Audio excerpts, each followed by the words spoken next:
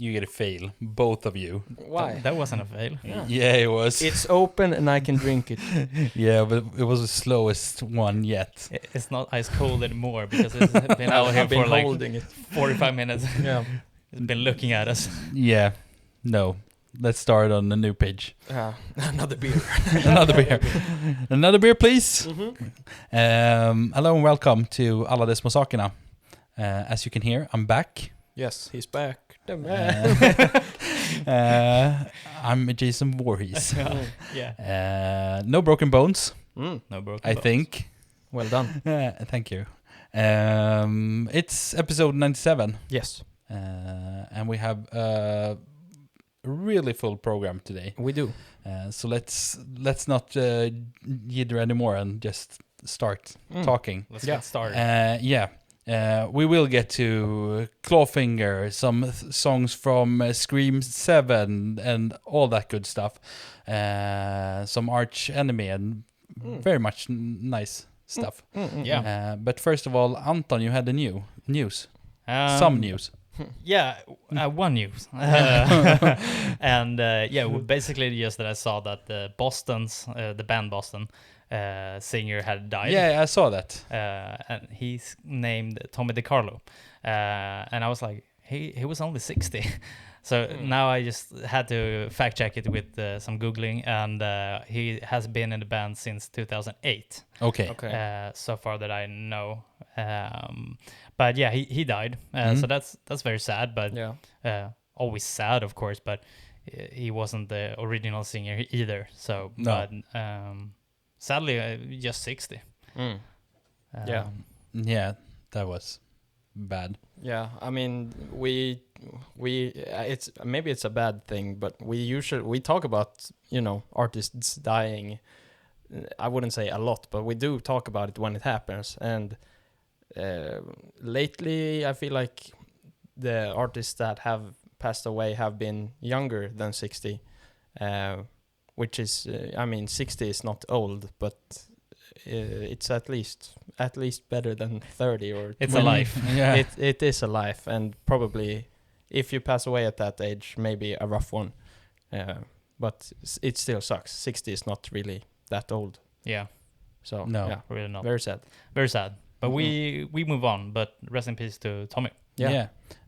One small thing, not actually news Mhm. like that, but I saw that Ivan Moody, the singer from Five Finger Death Punch, just celebrated his 8th year of sobriety. Oh, nice. And he has been going around the interwebs a lot and sort of hinting that there may be something coming. And I think they're on tour right now, a big USA tour or something, because it's 20 year of since the first or second album, I think. And they have been here and there hinting about something new, which would be awesome. I think the latest album was in like 2018 or something like that. Is that long ago? Yeah, it's pretty long ago. I don't know exactly when, but it's not like last year or something. Yeah. No. I remember one album coming out like 2015 or something. Yeah? But maybe there's one after that as well. I don't pay attention to Five Finger Death Punch. No. I think at least there's one after that. But Yeah. I was like, isn't there like an album like 2021 maybe? Yeah, maybe it's 21, but When that's the still Darkness Settles five. In album. Yeah, I lost the count on the titles. They had one that's like F8, the 8th album Yeah, or exactly. something. Isn't And that I don't know if And Justice for All or something, not that one, but something like that came out before or after. Screw it. I actually listened to them, not so much the latest album, which was not my style. And they had a lot of member changing in the band, so okay? that may be part of it. But they're still one of the greatest live bands I've seen. I've seen them like 5 or 6 times, and they usually give all on stage. And we saw them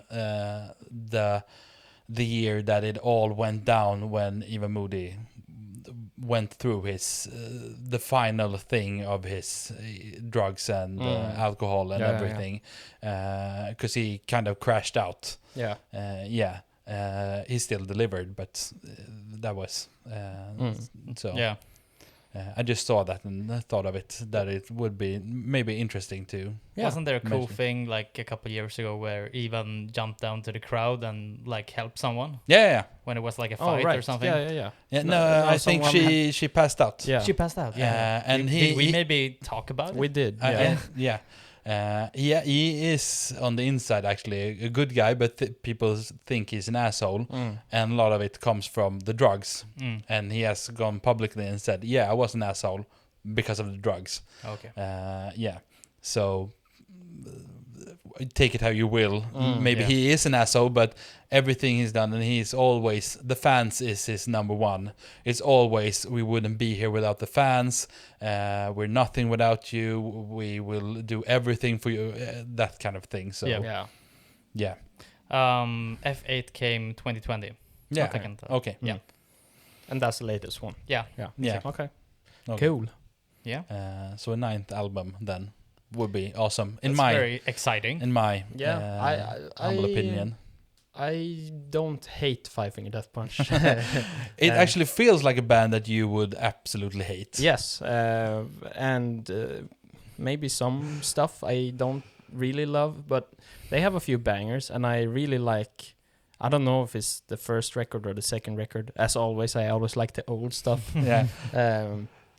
They have a song called Salvation from like 2000. I don't know. Yeah. 2006 maybe. I think it's 2007. Yeah. I think it's the second album. Way of the Fist is the album called, I think. That's the third album. The third album. Okay. Nah, sorry. The second album. Yeah. I think that's the one. I really like that song. And they have a few good songs, you know.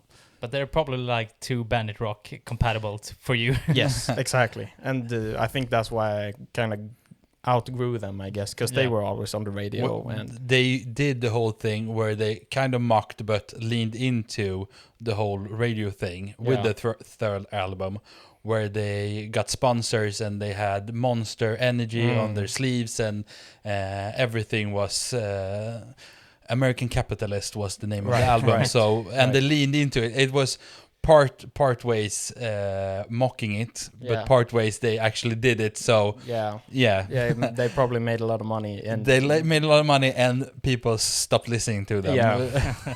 Also, they gained a lot of fans, but the ones who had been there from album 1 and 2 was like, nope.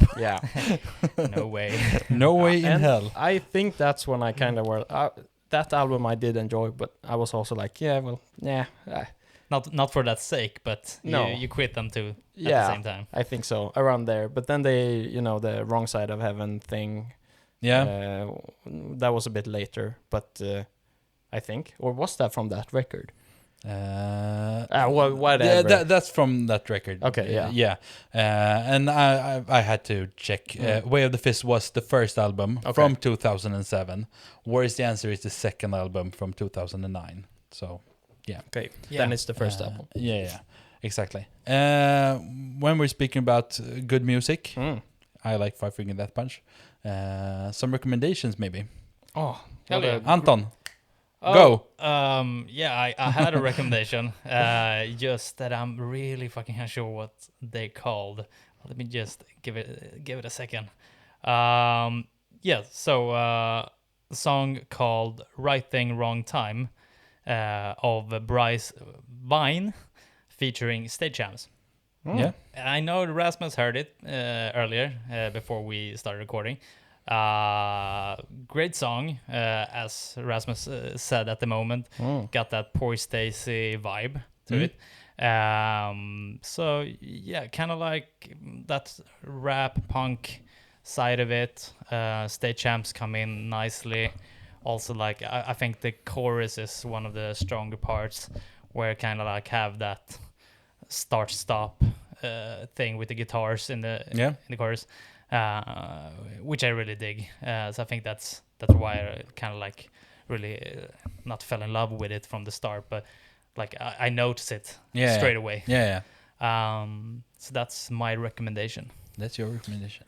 Rasmus. I'm kind of like dry on recommendations, but I do have one that I don't think we've talked about, which kind of like in my head I was like, yeah, we've already talked about this, but I don't think we have. It's a band called Via Nova, and they have a song called Whatever All Right. It doesn't ring a bell, but no, maybe Anton has. Yeah, My bell is ringing. yeah. That whole, I don't even know what the record is called, so I can't pull an Anton and say listen to the whole record. So I'll just say that song, Whatever All Right by Via Nova. And also 14 other songs. No, but I did listen through the record when I heard this song and maybe one other, and it was, I can't say it's a great album, but it's a good album. It's a fun listen, a very fun listen, honestly. So yeah, Whatever All Right. Yeah, and I was actually going in a completely different direction, but as we started talking about Five Finger Death Punch, I was like, let's talk about Five Finger Death Punch from the first album. Actually, I wanted to take a cover first, but no, I take one of their greatest songs, White Knuckles. And I especially like the live version that is on Wrong Side of Heaven, Right Side of Hell, Volume 1. The second part of that album on Spotify is a live album. Oh, nice. Yeah. They actually released it separately first and then in some kind of deluxe something. But on the Spotify, it's on. Just continue listening to that album, and the second part is a live version. And I actually like that version much more. It's a bit tedious because in the middle of it, he starts talking and doing a little stupid stuff. But if you can ignore that, then it's fucking epic. All right. White Knuckles. Is it? It's like one of those where like the tempo is higher on the live version, or is it like straight away the same? It's pretty much the same. It's just the energy of it. I think because, as I said, they bring everything live. So not that it's one of the really almost screamy versions of their songs, and also one of the most up tempo. So it's not bad from the beginning. I love the original version, but that live version takes it just one step further. All right, nice. So yeah, nice, cool. Yeah. Should we go on with the program? Yes. Hell yeah. I think we should start in Anton's corner. Scream 7. Music to Scream 7. And also I would like to say please no spoilers for the movie, because I haven't seen it yet. I won't spoil anything that would be a direct spoiler here. And I thought, first of all, I might as well just start with follow us on Instagram. Yeah, great. Follow us on Spotify if you listen here. And yeah, just check out our stuff, I guess. Follow us on TikTok too. We put out some stuff everywhere, but mainly Instagram and Spotify. Yeah, basically. If you saw our latest post, you got to see a real up close footage of Anton. Yeah. Yeah, and my arms look huge. I'm pretty up close of Rasmus. Oh yeah, baby. But move on to, as you said, the Scream 7 soundtrack. So we're gonna go through Jessie Murph's song first, and then we're gonna take Stella, Lefty, Sueco, and Ice Nine Kills song. But we start with Ice Nine Kills, you say? Oh yes, I say. But we save the best to the last. Maybe. But Jessie Murph with Criminal, and I thought we might as well take a short listen to it right now. I'm up to something new. He up to something new.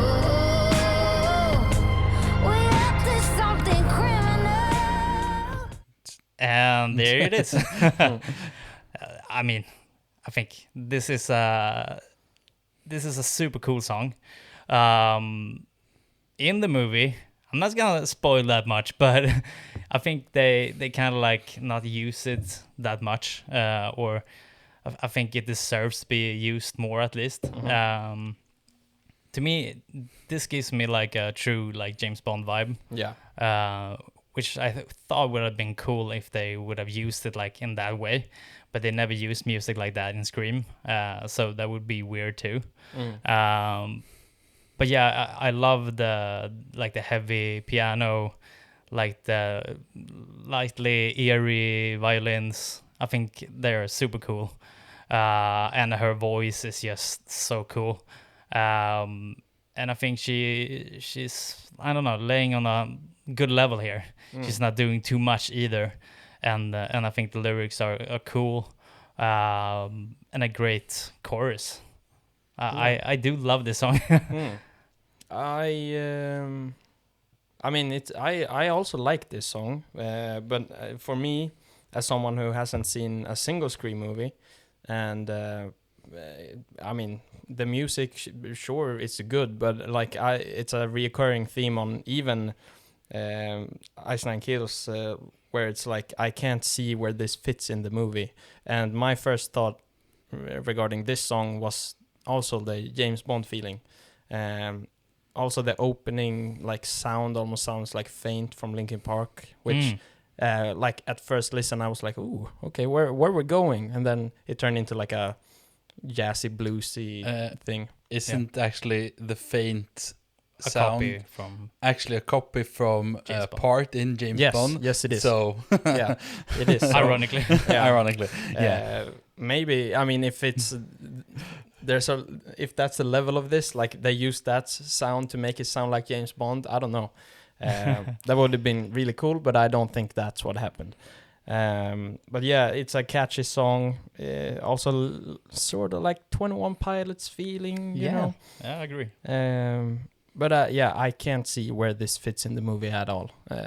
I don't know how scary Scream is. I don't know, like the pacing, if there are places in the movie where this would fit, or like an intro or outro thing. But the song itself is nice. But like looking through the Scream glasses, I can't see this song working in the movie. I truly buy that. Yeah. And that's why I also think like this should probably only be like a cool intro song. Yeah. But it's not. It's in the movie straight away.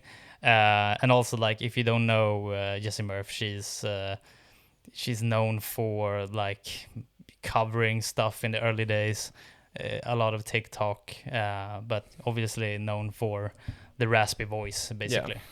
So I think she's grown a lot the last years. So she's done a few stuff, like with Jelly Roll, I think, a featuring that is pretty big. Yeah. But that's her. But Andreas. Yeah, I'm gonna start this off by saying I talked to one of our listeners in a completely different setting, who said, you know, when I gave a recommendation that you should talk about, you said, me, I don't think that fits in actually in our stuff. And he was kind of angry because we have talked about a lot of worse songs than that. And he was like, well, the song I actually tipped you guys on was a rock song, and you keep bringing up sort of pop and other crap. His words, not mine. I may agree. And I said, yeah, that's Anton's fault. Yeah. And then Anton came dragging this into the mix. I came swinging. Yeah, because this song is fucking horrible. No. Okay, go on. Go on. I can't find anything I like about this song. Nothing. Not the pacing, not the little piano thing, not trying to sound like Amy Winehouse and not succeeding. It's like Amy Winehouse like singing and like Adele like instrumentals. I would say. Yeah, but you don't get that like the Bond vibe and that that would be suited there. No. All right. I hold Bond songs in a much higher regard than this. What if this was a Bond song? Exactly. And then I would probably put it at the bottom. Okay. I do think there's a lot of worse songs in the Bond category. I agree. I mean, every song in the Bond movies are not great. No. There's a lot of bad songs. Yeah. But I think if you put this together with them, this one will be in the bottom. I also think Bond songs, they go with the intro usually. Yeah. And that adds a lot to the songs. For example, I really dislike the Billie Eilish song. Agree. By itself, but in the movie it's great. Yeah. Or like the Hobbit Ed Sheeran song Fire. I See Fire. Yeah. Like that song is probably the most overplayed song ever. Yeah. But in the movie it's fantastic, and that was also the first time I ever heard that song in the cinema, and I was like, holy shit, this is a great outro song. I had the same exact feeling. But I don't want to listen to it outside of looking at the end credits of the Hobbit movie. No. And I barely want to watch the Hobbit movie anyway. Well, the first one's okay. Yeah, the first The other ones. Yeah. Yeah. It's a Not so good couch movie. Yeah, exactly. For 3 hours. Yeah, but yeah, you fall asleep anyway. Yeah. But yeah, no, I want to add to what you said, and I mean, at the end of the day, it's all our own opinion. But I feel like this song is like objectively okay. Like I can't see. I obviously you don't like it, but like there's so many things that are at least okay in this song. I don't love it either, but it's like with the raspy stuff, the raspy voice, the Amy Winehouse feeling. I don't know. I feel like there's a lot of things in here that a lot of people would like, which probably is true, but yeah, I don't know. Yeah, I just get a feeling that she's trying a lot of stuff and failing at almost every single one of them. The question is, what is she failing on? I don't like everything. Everything. yeah, but the piano part. But she then, what's the problem with her vocals? I don't actually like them. Okay. But is she necessarily bad then, or does you don't like her? Put you on a but it's kind of hard to I'm just put words I'm just checking to, out here. I have only heard this song of her, so I can just say that she is bad. But in this song and in this context of the song, because I haven't seen the movie, so I don't know the context of the movie. I don't like her voice because it doesn't sound. I can't find the right word, not even in Swedish, so that's bad. It's almost like she's trying too hard to sound like something else. Okay. So that may be why I feel like she's failing at it. But I have no idea how she sounds in every other song she's made. Okay. And maybe she's great in those. Like I said, I have no idea. Yeah. I know that I picked her up like from her first album, or the singles even the first album came. Mm-hmm. So that's like, I think it was 2022. And then I first heard her and I thought she sounded really cool. So I've known of her for a while. So I like her voice, and she's done the same thing since then. Yeah. So that's I think that's at least why I like it. Mm-hmm. But the funny thing is, she also had a song in the new movie, The Housemaid, or kind of new movie with Sydney Sweeney. And then there's a song. I don't think the song is made actually for the film, but there's a there's a song in the middle of the movie, which is so like badly placed there. It just doesn't suit it at all. So that's even worse. I don't know which song that was, but I would say that was worse, and it's a worse song also. But I think this one is a lot better. But I do agree with Rasmus on like where do you place this song in a film? Yeah. like when stuff actually happen. So I think, yeah, maybe it's not a good like song for a movie in that way if it's not an intro or an outro, I guess. But yeah. I'm just totally. Maybe I will change my mind when I actually see the film, which I intend to do because, as you know, I like Scream. Yeah. I just haven't gotten around to it, and maybe I will have the line moment. Oh yeah. Like 21 Pilots. I don't think so because you're I don't not think so. that into it. So, but who knows? Yeah. But maybe it can rise a little bit. Yeah. In my eyes. But as it is now, no. I would also say they're pretty modest about it in the film. So yeah, they don't show it that much. Yeah. To be honest. Let's see. But at the end of the day, as maybe she's all right. Yeah.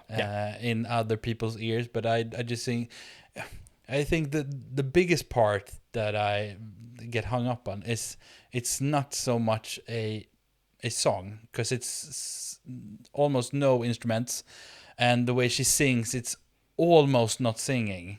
If you understand what I'm saying, it's still singing. I'm not saying that, but it's almost not singing. Yeah. So I think that the bar for me is a little bit higher on a song than that. All right. So that's why it's gonna get pretty low. Yeah. Yeah. For me. Let's move on and put a rating on it. Yeah.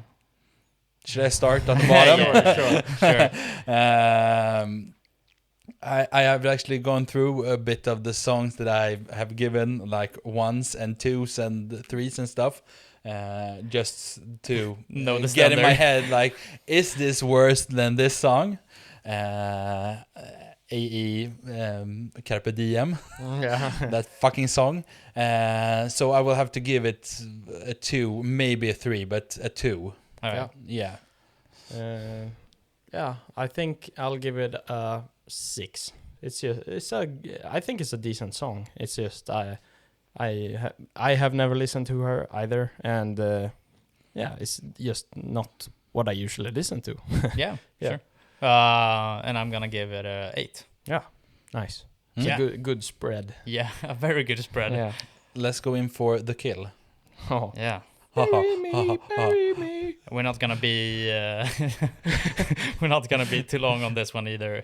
Or we were pretty long on the one before here, but Yeah. so Stella Lefty is apparently also known from TikTok. Her I don't know really much about otherwise. Me neither. But yeah, I think this song starts very weird. Like it starts like in the middle like of a tone or something. It kind of like disturbs me just that the start is strange in a way. Yeah. But when you get moving into it like a few seconds in, you get warmed up on it. Yeah. And I think this one is nice. It's chill. Her voice is very chill too. Very nice. And I really like her like fast vocals on the verse. I mean, they're actually pretty hard to like keep it up with. Yeah. Pretty fast. But generally a pretty like solid song. Also think this is a good lyrically written song. Like the chorus, I think it's clever, and I do like it. But I think this one is at least more mediocre or okay at least. Yeah, I feel like this one is more mediocre as well. This one does much less for me, even though I'm not a huge fan of the previous song either. But I do like the length of this song better. It's a shorter track. I feel it's more cohesive, like I guess better planned song maybe, or in the perspective of a movie, I feel like maybe the previous song you can chop it up or put different parts in. It has more space to, put it somewhere else, I guess, even though it doesn't really fit This one I can see fitting better with the movie, but still I wouldn't know where to place this, especially in a horror movie, which, you know, the song on its own is fine. It's a decent song, but like looking at all of these songs, you know, placing them in Scream, I can't see it. I really can't. Even with this one, which is more like indie-ish. It's I guess has more oomph to it than their last song, at least. And this is, I mean, it's a catchy poppy song, like the previous one in my opinion, but the previous one is more jazzy, bluesy, which, you know, bleeds out into, you know, this weird, unstructured way of writing songs, I guess, which it doesn't really, but it has that feeling still.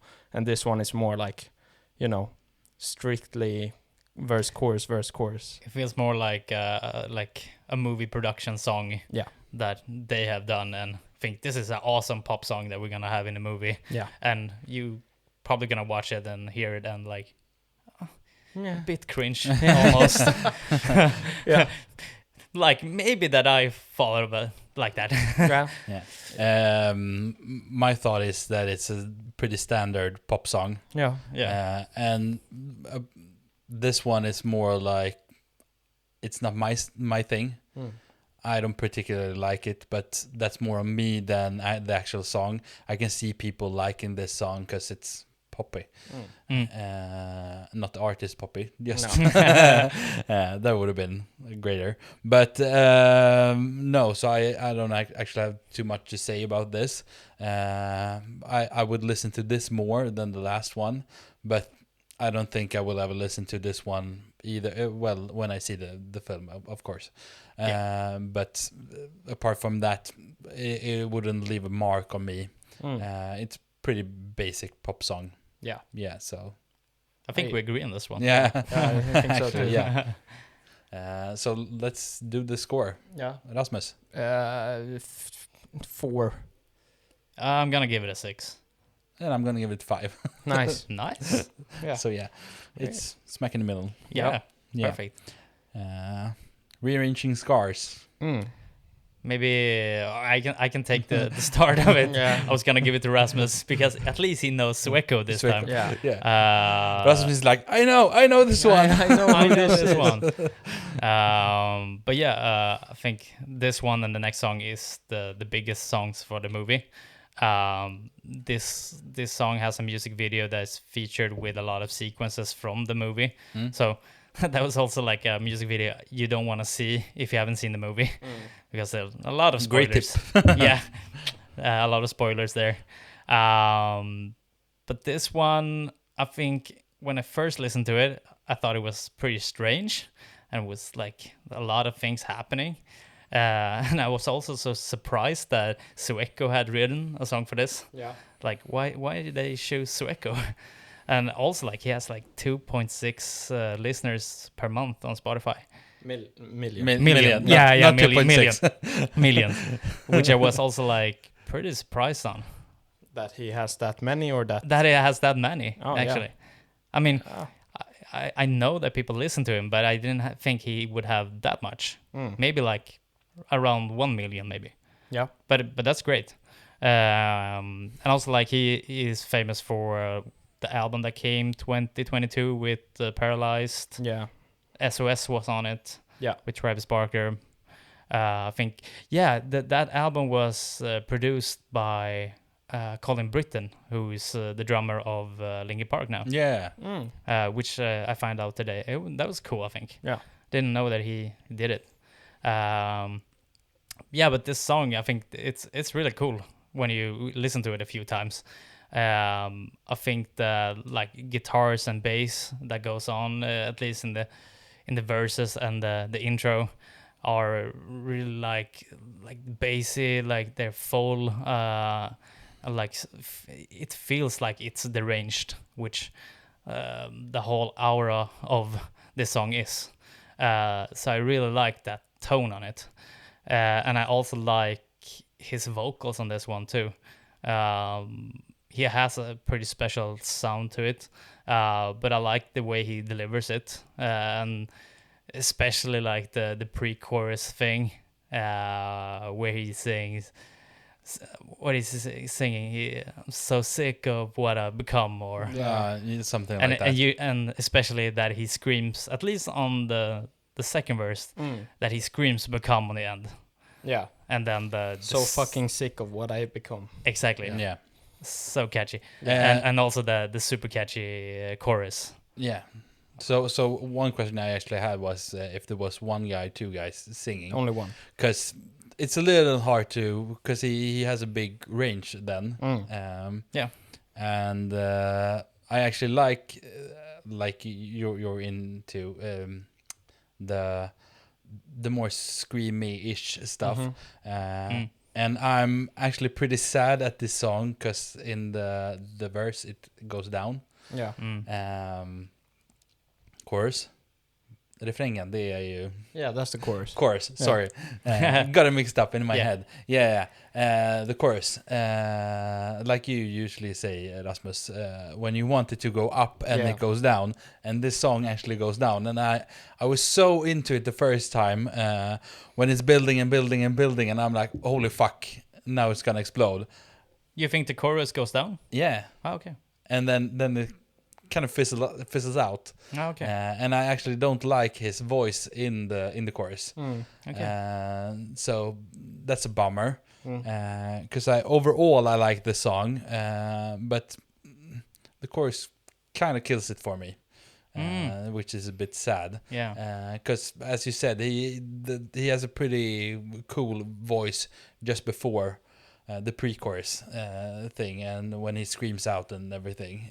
So I was really pumped up about that. But then the actual singing in it's very catchy. I'm not gonna lie, I have singed along to the song pretty much, so I'm not gonna be too hard, but it's just a bummer that it... And also like that he has those like gospel sounds in the background, which like almost every song has something that is kind of relatable to the first scream. Yeah. With the, Yeah. That's a very scream thing to do. That I like a lot too. Yeah. Rasmus. Yeah. You're a Sueco fan. Yeah, Yes. I've been known to dabble in some Sueco, and I want to point out that I think it's his first single ever, like his first or second song ever is still his biggest song ever. It's called Fast, and it has like 160 million streams. Damn. And that's way more than both Paralyzed and SOS almost combined, I think. Oh shit. So it's still his biggest song. It's just not, it's on the top 10, but it's like 8th place or something. Oh, okay. And that is a rap song, because he was a rapper before, but he grew, I think he's actually like, his parents are from Sweden. Really? Yeah, that's why he's called Sueco. Cool. Yeah. Didn't know. Yeah, I don't know if he grew up here or if he grew up in the US, but he has some relation to Sweden. That I know for sure. But he grew up on like Green Day and punk and rock and metal. So the transition he made when he released the album with that Colin produced was like a bridge between his rapping, and he started dabbling in like heavier pop punk at best, I guess, at that point.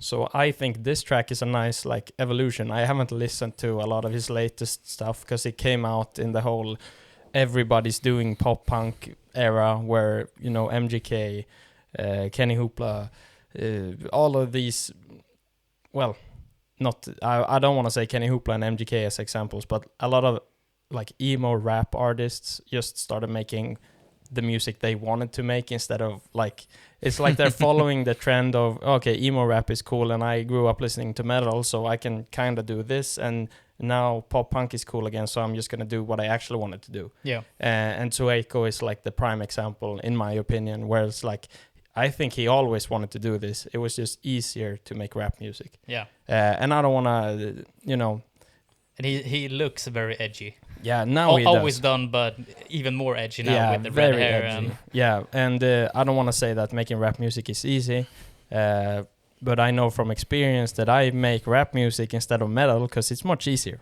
But no, like I don't want to discredit any rap artists, but I think it's a very common thing, especially among people who grew up making or wanting to make alternative music, but that is very difficult and you need a band usually, and you don't with rap music, which is the charm.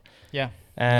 But this song, I can't say that he has made a lot of bad songs since making, the transition to heavier stuff. The album was called It Was Fun While It Lasted from 2022. Yes, and that is a good record. But like everything lands on like a, I don't know, at best an 8 and, at worst a 6. So it's like very mellow. It's easily consumable for anyone who likes somewhat alternative music. And this one, at least as you said, Andreas, where he kind of tricks you into being super hyped, because the start is like almost Architects shuggy guitars. Great. Yeah, it's great. And I was like, damn, okay, he's going way heavier than I'm used to. Like even like he has the rasp to his voice, so he can like trick you into making a more mellow song sound harsher. But this one is harsher. But then you get to the, I think we all agree on the So Fucking Sick of What I've Become. The pre-chorus drop thing is sick, and I thought that sounded super nostalgic, like almost Breaking Benjamin-esque. And the chorus itself is also very nostalgic. It sounds way older than, well, it's a new song. It sounds old. But the rest, as you said, Andreas, the verses sound like modern metalcore almost. And the only thing that's maybe not making it metalcore is his vocals, which are still kind of, I feel like they are almost rap at its core and pop as well. And like, that is his thing. So I can't say it's a bad thing, because I do like that. But this song gives me mixed feelings, because it makes me think that it's a heavier song, and then it's not, and then it's heavy again, and it's like, I don't know. I don't know. And another thing with the whole movie stuff, I don't necessarily get why like metal music is sort of, intertwined with horror movies. I don't think that fits at all. Like if I hear a metal song in a scary movie, I'm just going to be not scared, because that's what I listen to. I mean, maybe for normal people, they're like, holy shit, this is the demon's music. Exactly. I would though super stoked on this, because we know, at least the ones who are gonna watch the movie, that we're gonna go back to like teenage years. So, for example, though, we have Neve Campbell, the starring actress, who's been in all of the movies basically. Her daughter is centered here. So we know we're gonna follow teenagers, and that's where it was cool. Like if you look at the old films, like the first one. Or other movies around like 99 or 2000s, there's a lot of like rock or metalcore stuff around there. So I was like, I really pumped, like how are they gonna use it in the film? And they did it pretty well, actually. Okay. I gotta say. Cool. In a way that I wanted it to be, at least. But also like they could probably use it a bit more, maybe. But it's there. Okay. And I was almost like, are they gonna use it, or is it just like a promo thing? But it's there. Yeah. No, I think it's again like a decent song. It's better than the last two, but it's also like, And unfortunately, Sueco often falls into that category of like, as I said, like he has some great songs, but most of them they're never bad. They're just not fantastic. I agree. And this is another one of those songs. But it's a cool step for him as an artist, I think. And also probably really sick for him to make a song for Scream. I think that's like for him as a person, is probably really cool. But yeah. Score. Anton. 8. Rasmus. 7. 6. Nice. Yeah, this one has actually grown a lot on me. like I'm hooked on that chorus. Yeah. If Damn any spoiler alert, if any of these songs are gonna grow on me, it's this one. Yeah, Yeah. we knew that. So let's go to the main course of this segment. Ice Nine Kills featuring McKenna Grace. Yeah. Yeah. Do you want to take it, Andreas? This one you are pretty good at least. Yeah, I can. If you want. I can wing it. Yeah. Twisting the Knife. Yeah. I was. I wanted to start this the right way, but I just lost it. I was pretty stoked about the new Ice Nine Kills song. As you listeners know, I actually grew into this band in like 4 or 5 months ago or something. Yeah, very quickly. Yeah, You both did. I tripped you in there. Yeah. It was something that just snapped in me. Yeah. I'm a little bit disappointed in this song though. I'm gonna start in that end, because this is a pop song and not a metal song, and I say that in the broadest term of the word, because I was actually expecting something really hard or a little more crazy, as Ice Nine Kills actually can be. If we look into the latest song they made for a movie, Best song of the year. that year for you. Oh yeah. Yeah. Work of art. Work of art. Yeah. I was actually expecting something more, not exact like that, because that's super crazy because the movie is super crazy. And I would think this would be a step down, but still crazy. And it's almost like the Sueco song. It builds up to it, and then it starts a pop chorus. And the first time I listened to it, I was a bit disappointed because I was sitting there like, yeah, new Ice Nine Kills, finally, let's hear some screams, and there is no scream. So when I listened to it again, I was like, okay, this is a song I have actually. Nope. I have to actually listen to what it is and not what I want it to be. Yeah. That's a great point, just in general. Yeah. A lot of the stuff we talk about where it's like a band we really like, we have to, realize ourselves that maybe this song, even though I love this band, maybe this song isn't the best. It's hard to accept sometimes. Yeah, This one isn't for me. And it's a decent song. It's a really, really good song. And it's super catchy. And I kind of get what Spencer is trying to do, where he goes the more cheesy route than the crazy route. Yeah. Which makes me like it more.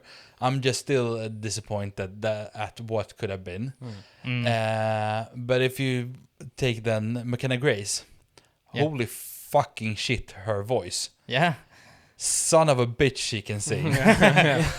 Not only is she a great actress, and has been for so many years. With that said, she's in the movie also. Yeah. Go on. And the funny meme where she played the kid version of every cool grown up in every movie the last 15 years or something. And when you realize, I saw that movie. Oh, she was the kid version. She was pretty cool in that. Yeah. And then you get to that. Yeah, she's in the movie. Let's bring it. Yeah, she sings usually too. She's a singer. Let's put her on this album. That's the crown piece of this soundtrack. And she blows Spencer out of the water. Yeah. He can't hold a light in this song to her. So it's almost like he can take a step back, and this is a McKenna Grace featuring Spencer Charnes. Yeah, I really like he's actually doing that. Yeah. Backing out. And I like the thing, because everyone knows, it's a band, Ice Nine Kills, but it's him. It's only him. Where I think he realized himself that I'm gonna take a step back, and that makes this song so much more powerful. Yeah, I agree.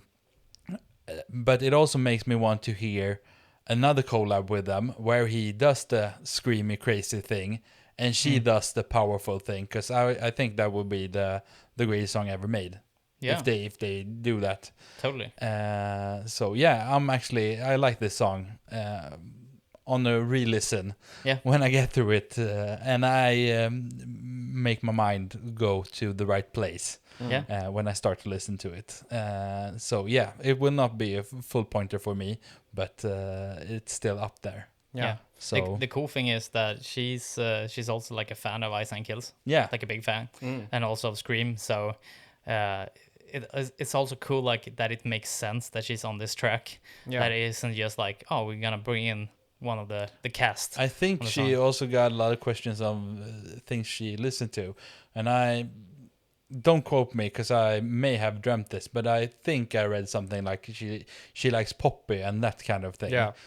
Which makes a lot of sense for us, but for a lot of other people are like, damn. Yeah. It's so like that's cool. When Knocked Loose played Lollapalooza and Billie Eilish was backstage looking at Knocked Loose. Yeah, She's crazy. apparently a fan as well. And the same thing with Spirit Box. A lot of, mainstream artists love Spirit Box. yeah, So, yeah. because they're great. Yeah, but like, as you Yeah, said, to yeah. us it makes sense. Yeah, exactly. But to probably like the majority of the world, they've never even heard of the artist. yeah, But yeah, I get crazy Skillet vibes from this song. I can buy that. Yeah, and I think you were kind of onto that as well, Andreas, with like the poppy feeling of it. Not not Poppy the artist, but a poppy song. Yeah, I mean it's also, as you said, like the cheesiness I don't love, and I really don't love Skillet. We know that. Yeah. This is big news. Yeah, so that's as much as I didn't really, the clown honking in a work of art, I don't like that, but that is a great song, and especially compared to this, it's a masterpiece. Okay. And as you said, Andreas, like this is a very powerful song, and I can, the cheesiness, it's a perfect cheesy song. And with the like pop rock Skillet feeling, also sounds pretty nostalgic in a way where like, yes, I did listen to Skillet when I was 9 years old. Yes, I did. And that's probably why this sounds nostalgic. It's also, if you haven't seen it, I'm guessing you have seen the video, both of you. No, I haven't. You haven't? No, because I was scared there would be There spoilers. are no spoilers. Okay. There's 2 parts, and I only saw the first part, which is the music video itself. Yeah. And it's a really, really cool video. It's sick. Okay. And also, I will get to it, but I didn't want to read about it or anything, because in my mind the movie would come out like tomorrow and I would be able to see it. Yeah. But it came out the day before my trip, so it wasn't the time. So Yeah. And this video gives the James Bond vibes. Oh yeah. It's like a James Bond intro music video. It's really cool, and it adds a lot to the music. With a ghost face that is like a big ass Darth Vader. Yeah, he's like standing over them like a giant. Yeah. With a lot of knives and really cool effects, and like a great video, really. And it's a little nice, something I have mentioned personally. I thought it was really funny. At the end of that video, the director of the music video says like, "I love 9 Inch Kills." Yeah. Which is David Arquette, so Andreas knows. Which is, he's a cast in the original movies too. Oh yeah. So he's known from there. Yeah. Yeah. Is he directing the movie? No. No, because So he's the main male cast. Okay. Yeah. Really. Okay. If you can say it like that. Yeah. No, but he's a screw-up cop. Yeah. Yeah. when he said 9 Inch Kills, Yeah. it was just like yes, exactly that. That's what I'm with you on this. Yeah. That's what I think every single time. Is it Nine Inch Nails or Ice Nine Kills? It's so difficult. Luckily, you guys love this band now, so it's gotten a little bit easier to, separate the two. But still, Yeah. Still hard for us too. Yeah, sometimes. 9 Inch Kills. Yeah. Yeah. But yeah, no, it's again a decent track to me. Like it doesn't have the clown honking, but it does sound like Skillet. So it's like pest eller kolera, as we say in Swedish. But what's your opinion about McKenna Grace? I agree with you. I think she's the best part of the song. Yeah. Okay. And I wanted to add that there's a part where she's singing and Spencer is doing like in the mix they're very low, but he's screaming in the background, which sounds really good. Yeah. I love when people do that, and they do it really well here. They could even be slightly louder, but it adds a lot of the powerfulness you were talking about, where she's in the center of attention, and the screaming just kind of brings out what I've been missing in like a horror movie song here in these 4 tracks, where this is just, I think this is the best song for the movie, but yet again I could see this being in the movie, but I don't know where to place it, because it's not a happy song, but it's too poppy to like make me scared. Where I can, like, a work of art was like made, it literally was, right? It was made for that movie. Yeah. And I mean this is obviously too. this one too. Yeah, but like that, I mean that in like the literal sense, where it's like that song and the movie are like bound. They're one. bound. Yeah. Where this one is like, no, not in the same way. No. And even for me, where I don't really like a work of art, where I can still see like the connection is crazy compared to this. So yeah, again, another mid song. These 4 songs are incredibly mid to me. Yeah. What would have been cool in Scream 7? I can tell you that this isn't the scenario, but it would have been really cool if like they went to a concert and saw this. Yeah. That would have been cool. Yeah. Because I can't either really see how it goes into the movie, like in general. That would be hard to see actually. Yeah. But that would be something, like they see it actually live. Yeah. That would have been a fun thing to do. In my head, I get the Coheed and Cambria music video where the guy, Blindside Sonny, whatever it was called, where he's like in the crowd at the concert, like that kind of thing, where the killer is in the crowd or something. That would have been sick. Like even you mean like the video for a work of art? Yeah. Oh yeah, exactly. Yeah. Exactly. Same there actually. Yeah. Was that in the movie? I haven't seen it actually. It's Terrifier 3. Yeah. But I don't think it is, because I it's don't like think it a is. half like Christmas movie, because I think it's mostly in like a Santa suit. Yeah. in All that right. one. Yeah, I think I I've seen think. some clips. Yeah. So I don't think it's actually that connected. Okay. Well, yeah. No, I don't think so. I'm happy to give this a rating. Yeah. I just wanna. Anton wants to take it away. I want to take it away. So I'm gonna leave for an hour or 2. Yeah, exactly. No, but I just wanted to just make a notice on, like, I really love that it doesn't come again on the track, but I love like the acoustic guitar that comes in the first pre-chorus. I think that part like makes it like a much bigger song, like, I don't know, a more, as you say, poppier song, but like it feels like more criterious in that way, if you can say that. I think you just did, so yeah. I just did, but I don't know. It just feels like when I heard that, I was like, this is certified banger in its own way. But even I agree with that. I'm disappointed, as Andreas said, with like that they like chose this route, because I also wanted something, of course, more strange and more Ice Nine Kills type. But like with time, I feel like this is a very classy song, very nice, and also like I don't think they're trying to like fit into a more bigger audience, but this feels like a good time to make a soundtrack that is very like soft. Yeah. Like if people see this in the cinema and hear this, they're gonna go like, that was actually a pretty good rock song. Yeah. But they're probably not gonna like any other songs from Ice Nine Kills. No. No. But still, they're gonna hear this and they're gonna go like, well, that was actually a good rock song. Yeah. Because they're coming in like in the second verse, there are like some heavy guitars that comes in with a Yeah. but they're also pretty like low, Yeah. as you said about all the like heavier stuff in this song.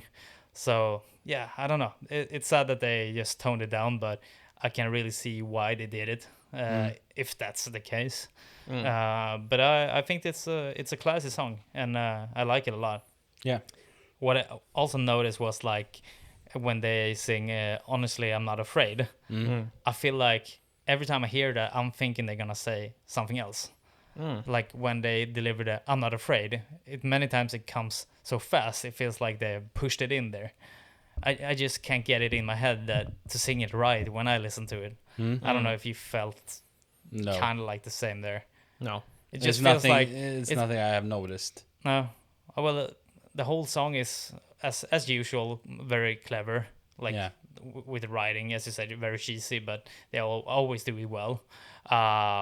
But it feels like that chorus is spot on. Besides that part, it feels like they could have like turned it around in some way. There's something there that I just can't get my head around. I don't know. Yeah. I was gonna add to the heaviness, where like these 4 songs, Sueco made the heaviest song. Yeah. Which is crazy when Ice Nine Kills is here. Yeah. Exactly. It doesn't make sense to me. No. Yeah.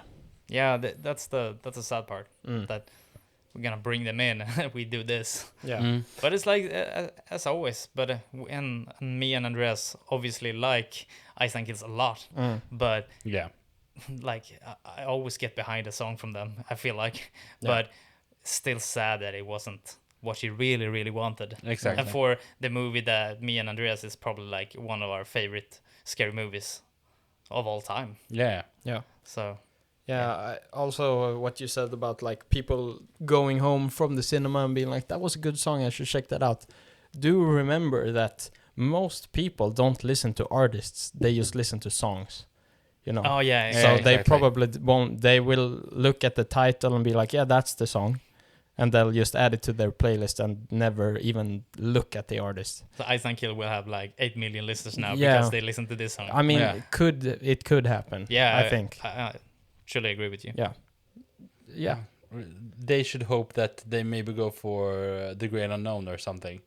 Yeah, or that's the like in one the same step. or the Psycho song, but that's pretty heavy actually also. Yeah. American Psycho. Yeah. Som betyg Yes. Petty. in great Swinglish. Let's go from the bottom. So Rasmus.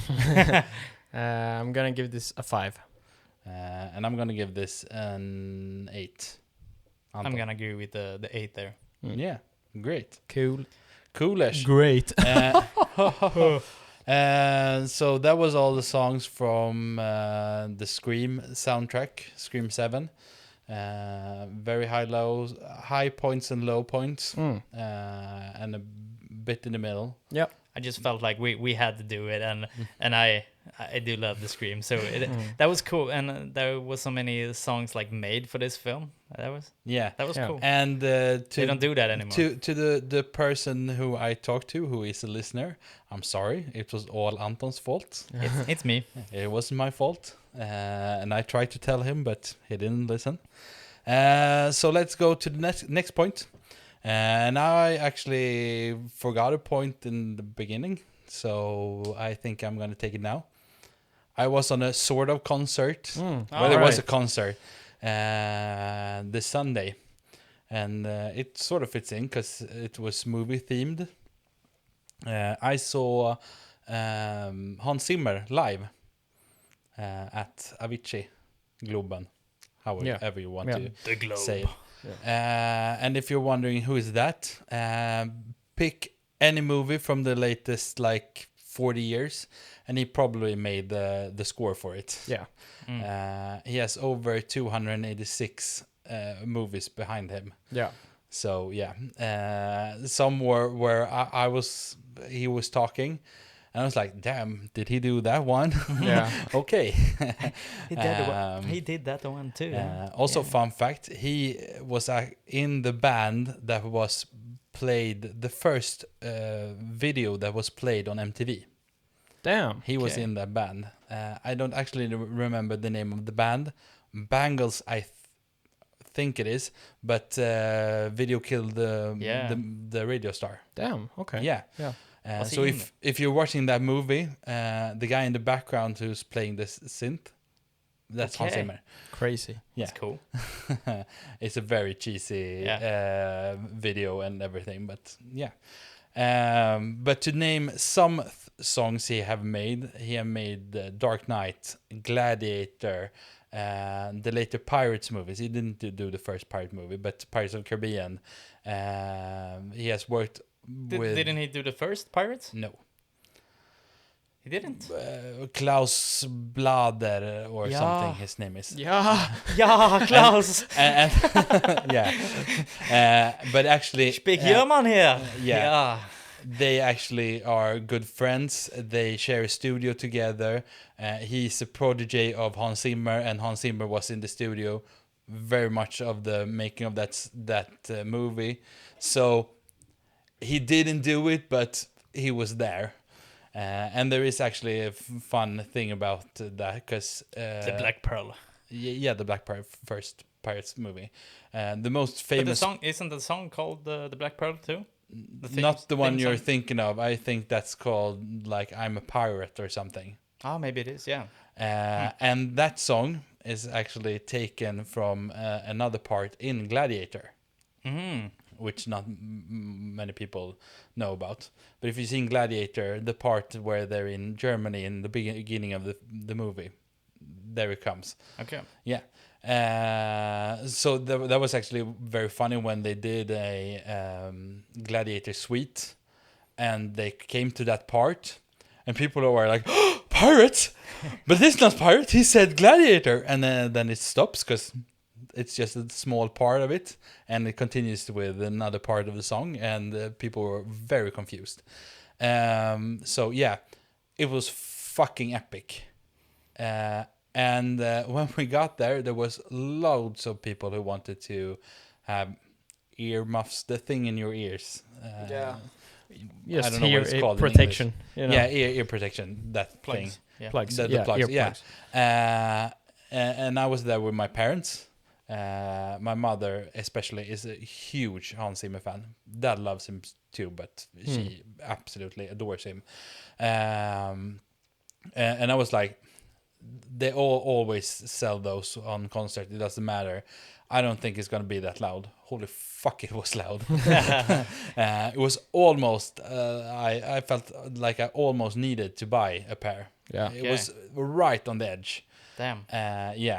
And it was a big orchestra, and I don't know, like 14 or 15 in the choir, and solo singers, and everything.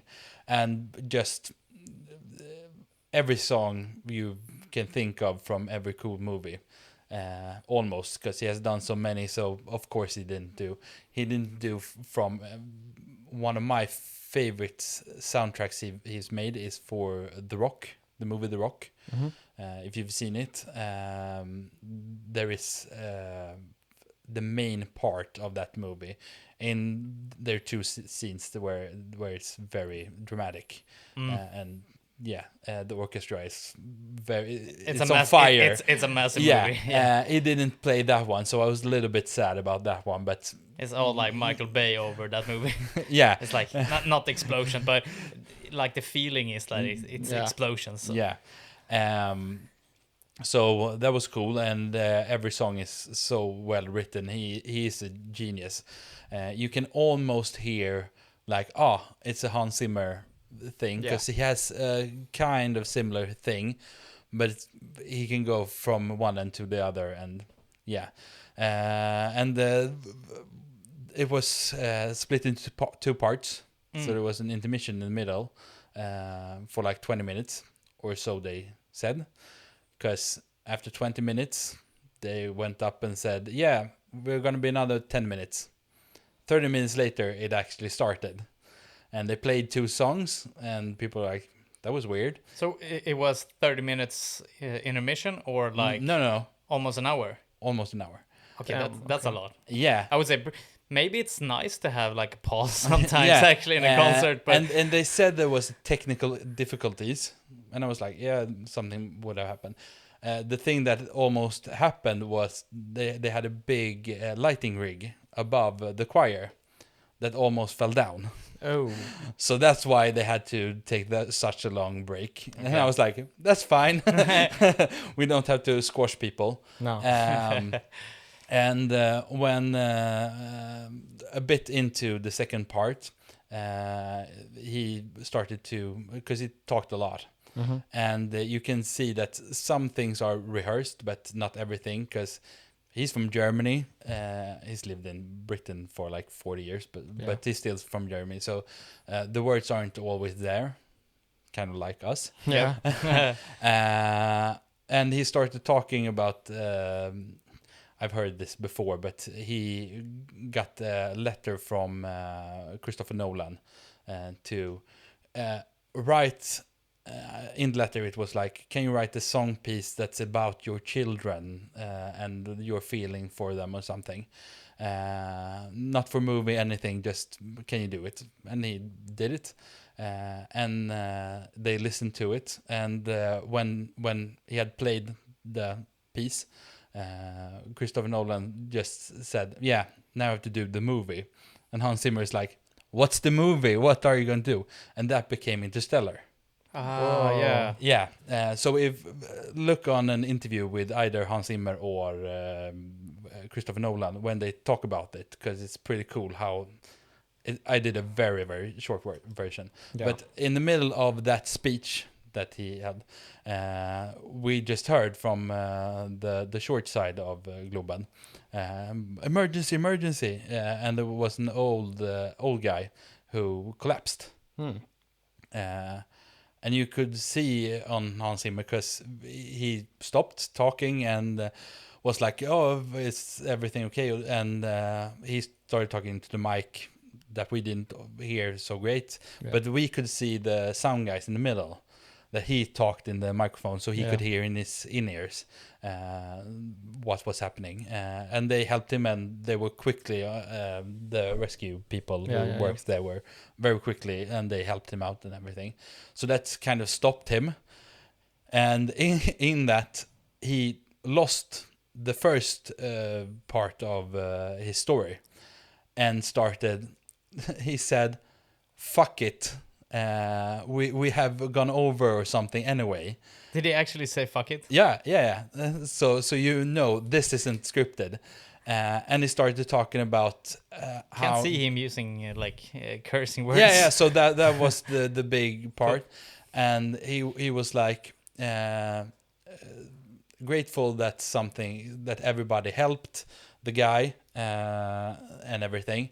And how we're all in this together, and togetherness in this world that is chaos and everything. And he went on a bit of a rant where he said, I don't actually have an American passport, but I'll say it anyway. Fuck Trump. And that was the closing part of that speech, because he was like, when we listen to music, I don't care what you look like and where you come from, everything. We're here together, we're having fun and all that. And the audience stood up. Almost everyone in the audience stood up and started applauding. Some were a little bit more over enthusiastic about that than, it was a bit played, I would say. But you can see on his face that he was like, yeah, that's what I think, but maybe not the best when people probably have cameras and everything. So I don't think he will be working in America for at least the next 2 years or something. Maybe he probably doesn't want to either. No. As someone who doesn't have an American passport, working in the States right now is probably a very bad idea. Yeah. Feels like those could sit in like London and do the Yeah, mostly. he lives in London and works there, but still. Yeah. Obviously, there's like a lot of money to earn from there, like doing concerts and stuff like that too. But of course, and it was a very very diverse cast of people on the stage, mostly women. There was 2 regular drum sets, both played by women, and also 2 people on the sides with like standing the bigger drums where you stand, and they did a little bit of everything. One of them was also a girl. Those drummers on stage was one of the 2 of the most cool drummers I've ever seen. The energy and everything, and when he was introducing them, he's like, "Oh, this is their names. I don't remember." And he got to the first one, and he's like, "This is the hardest playing drummer I've ever met." Sorry, och så gick han nästa to the next one. This is the hardest playing drummer, and you can see the energy. They were banging so hard on the drums. Because it's very his music has very hard drums in it. So I was just blown away. So my parents actually, when they got out, was holy shit. They don't swear that much, but those drummers, and I was like, yeah, that's why I like the drums. This is why. This is why I wanted the drum set. But you didn't recognize those drummers? No. I recall that name. No, they're in his band and they're studio drummers, so not so much. And also they had what's his name, Lebby M, the guy who sings in the beginning of The Lion King. Okay. Oh. Yeah. The first thing. I'm not gonna do it because I will not do it right. Do it. No.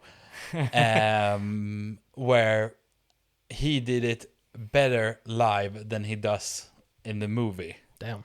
And they did the whole Circle of Life in African. Some African language. Whoa, I don't know which that's cool. Yeah.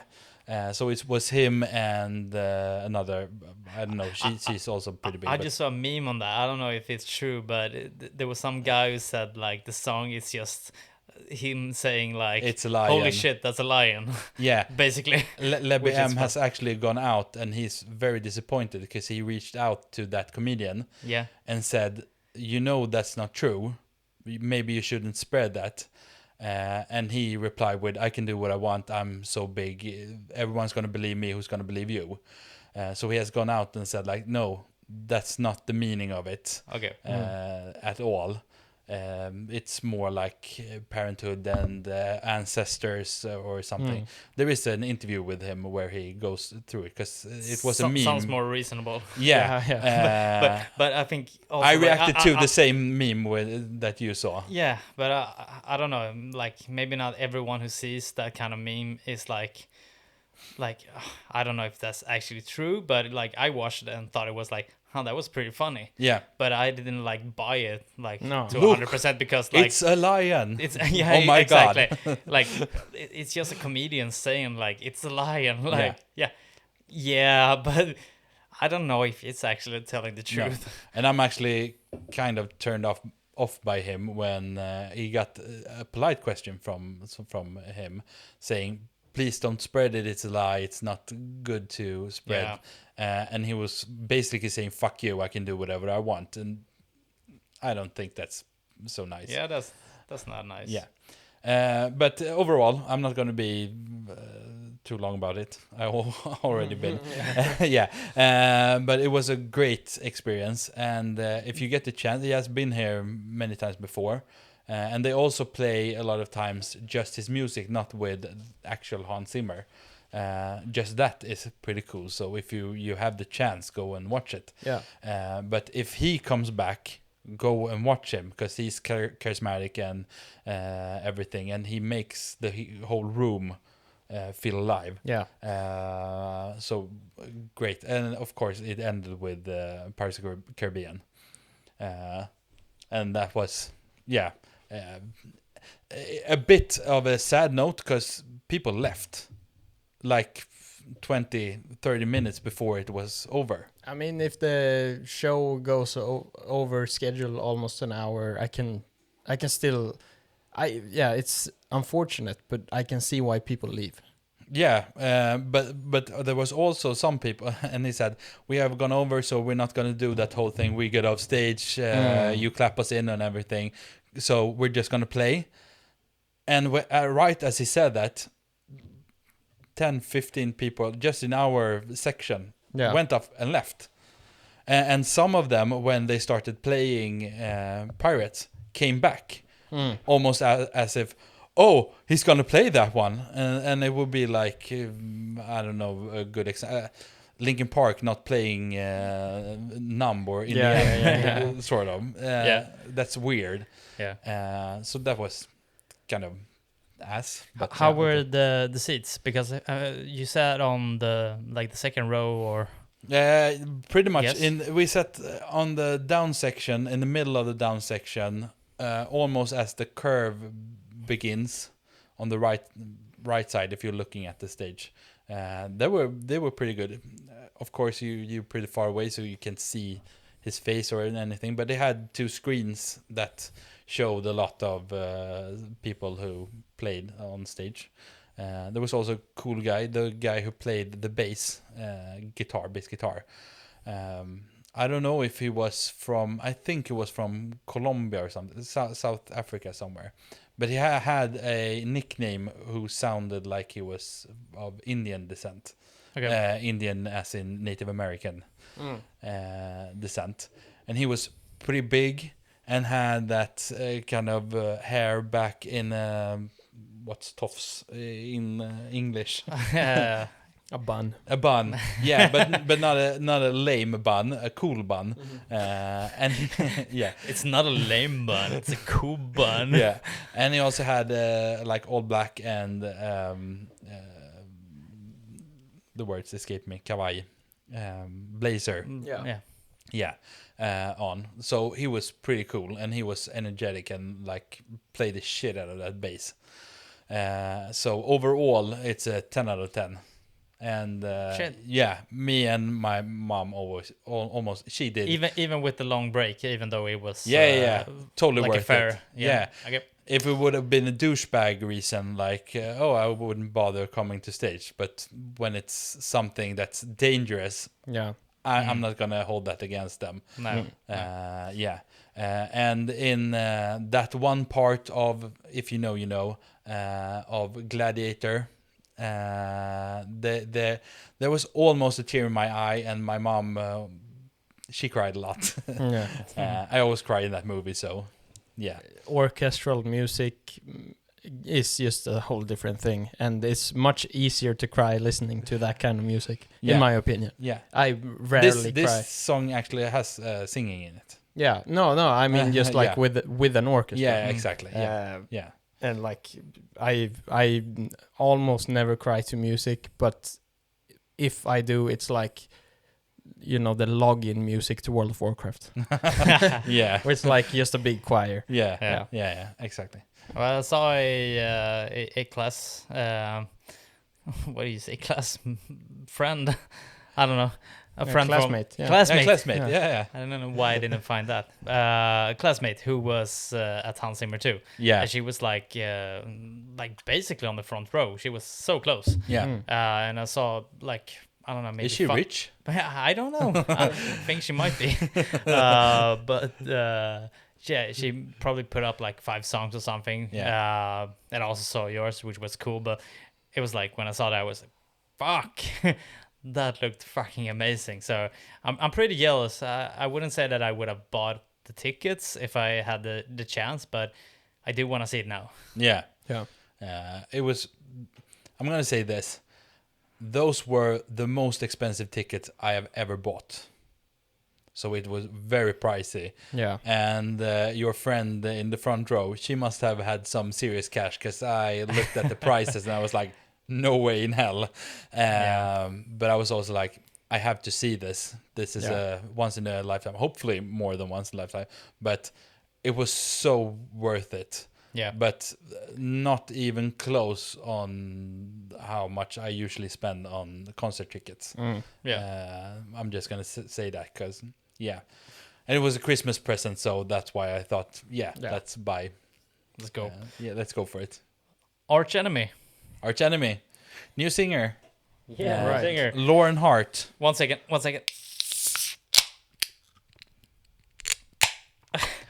Tough Yeah, it cookie. was a tough one. I like how you timed that poorly, because you changed the subject, and instead of just doing the thing, you threw it to me and said, stop. yeah. Yeah. Stop. Yeah, so Arch Enemy, new song, To the Last Breath, new singer. Lauren Hart, right? Lauren Hart. Yes, exactly. This one I have actually seen the video for.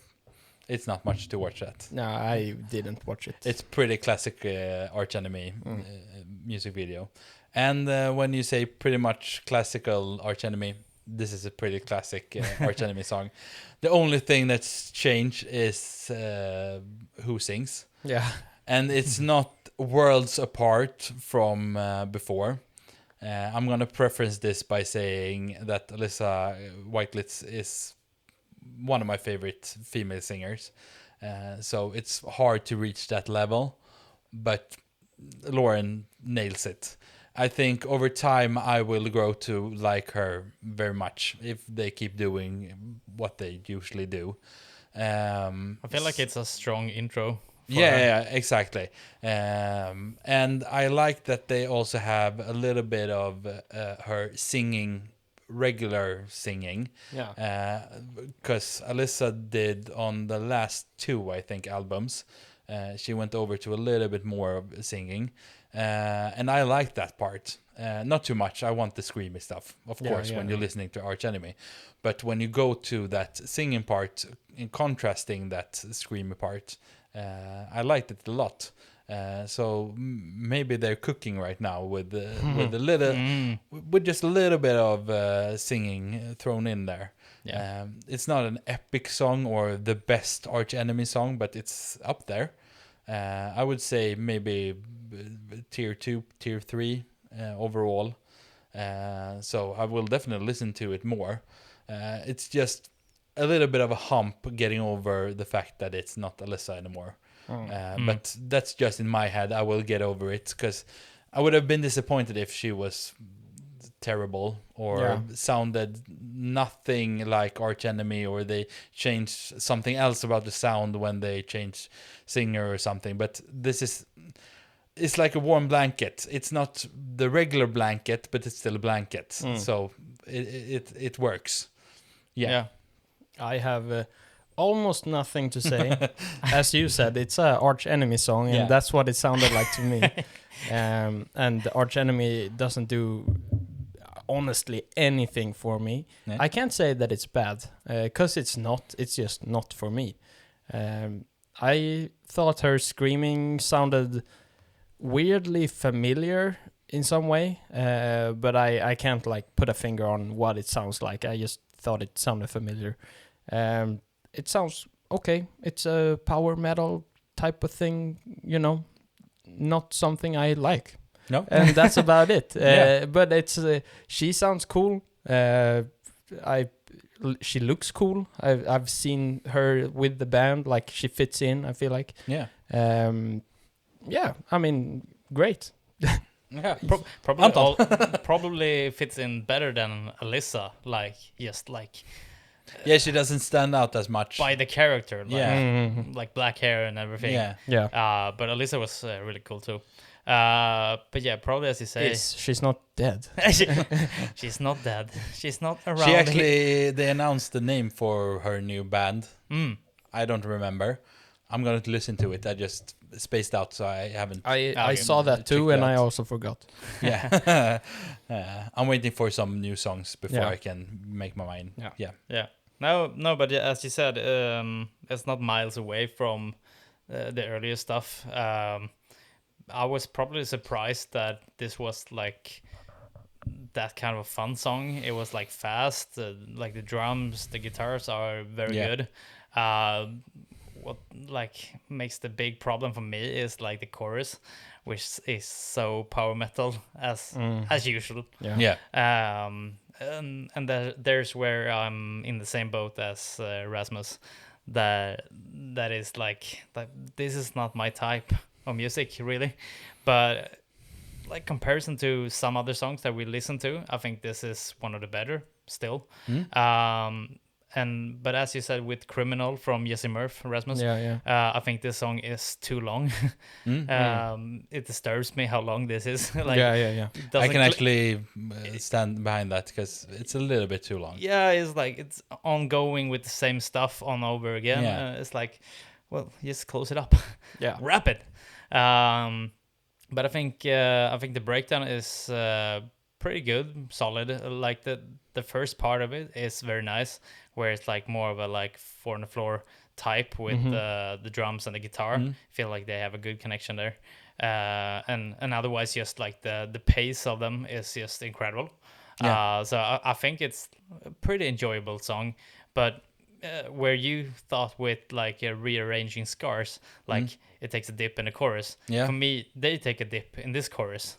Because like they go into the power metal, like it's so drawn out and just it feels like you stepping in gum or something. It's like, fuck, I stepped in gum again. It's like, I don't know, it's hard for me to listen to that gum chorus. with dog poop. With dog poop too. Really shit. Pile of shit is still a pile of shit. We'll come into that later.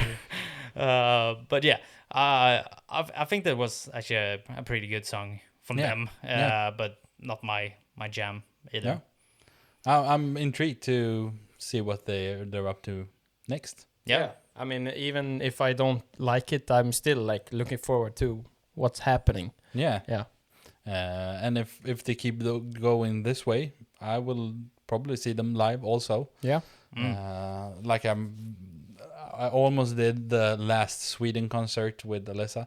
I did see them a year before, so I'm not too sad, but a little bit sad that I missed it. But I will probably go the next time they get here. They are Swedish from the beginning, so they will get But here. wasn't it the Arch Enemy that's coming to Kollektivet Livet and sold out like in like 2 hours? It was. Didn't you say that? Yeah, they had you tried like to buy tickets to Kollektivet Livet. No, that wasn't Arch Enemy. Isn't it though? I think it was. Maybe it was. I think it was. Because they booked I think you said you sat on your phone like on a Friday. Okay. Tried to buy tickets and they sold out like in it's like even 10 minutes or something. Like I told you, I have worked a lot of this day and this week and everything, so maybe I'm not all there right now. So it's okay. We remember it for you. Thank you. Exactly. Sure. If you say so, I will not argue. But sure. If I were to see them any time, any way, it would have been sick at Kollektivet Livet. Definitely. With like a band that's really big, like in terms of like the scene, they're not big, but they're a massive band. They've had a massive impact. They've shaped the sound of like melodic death metal and power metal since, late 90s. And seeing them at a venue that small, I think would be crazy, even for me that don't like the music. Yeah, 100%. Yeah. 22nd of July, they're playing at Kollektivet Livet. Yeah. Maybe we can, call someone. Go out fishing. Yeah. That would be cool, actually. I wouldn't mind that. I'm not home then, but that would be really cool. What date did you say? 22nd of July. Okay. So in the middle of summer. Yeah. So in the middle of summer. Yeah, but there's so much everything goes on. There's so much summer. So much summer. Yeah. 500 Days of Summer. Yeah. That old movie. Shall we continue to the score? Yes. Yeah. I think Anton will be in the bottom. What do you think? Really? Rasmus maybe. I mean, I say Anton, okay. but your gut is telling you Anton, so Anton goes first. I'll start. I'm gonna say it's a 6. Yeah. You were so wrong. Okay. I'm gonna say a 4. Yeah. I actually thought you would be a little higher and he a little lower. So okay. Okay. Okay. Anyways, I'm gonna say a solid, very solid 7. Nice.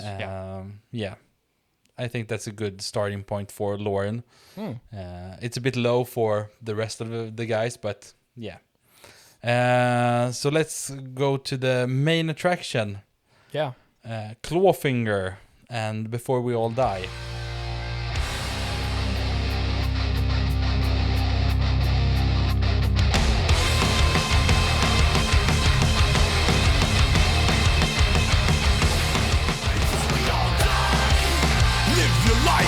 Your own mind. Before you all die. Live your life, rule your own time. This is skinny, pretentious and vain, narcissistic and greedy, simple and plain, selfish and sexist, shallow and lame. Your scum. Your scum. The react surprised when the shit hits the fan, like everything was going according to plan. Just understand that our ways will go first. We won't be the last to live here on earth.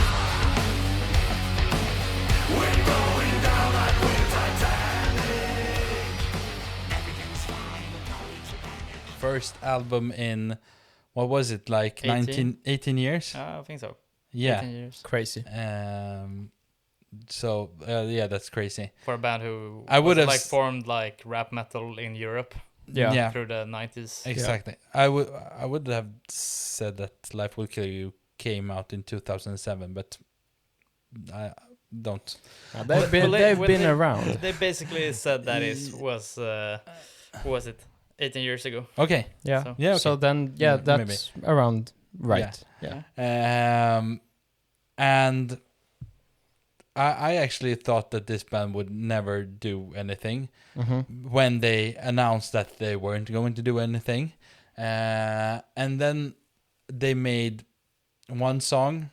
I don't remember which one was first. I think it was Tear It Down. Yeah, it was. And they basically said, if you look at the world, we can't not write a song. We have to do something. Yeah. So, but don't get your hopes up, pretty much.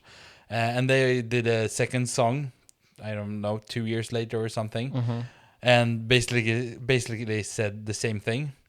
And then they went and played on Fryshuset, which I missed. Yeah. And then they played another time, also I think at Fryshuset, which I didn't get tickets to. And then it started to dawn on me that maybe they're going to come back, because it's a lot of stuff. And then they said, yeah, we're making new music and we're gonna make a new album. But it was a weird period there for a couple of years when no, we're not doing anything, but here's a song. No, we're not gonna play anything, but here we are live. Okay. And sort of that so stuff. they've been around for a couple of years.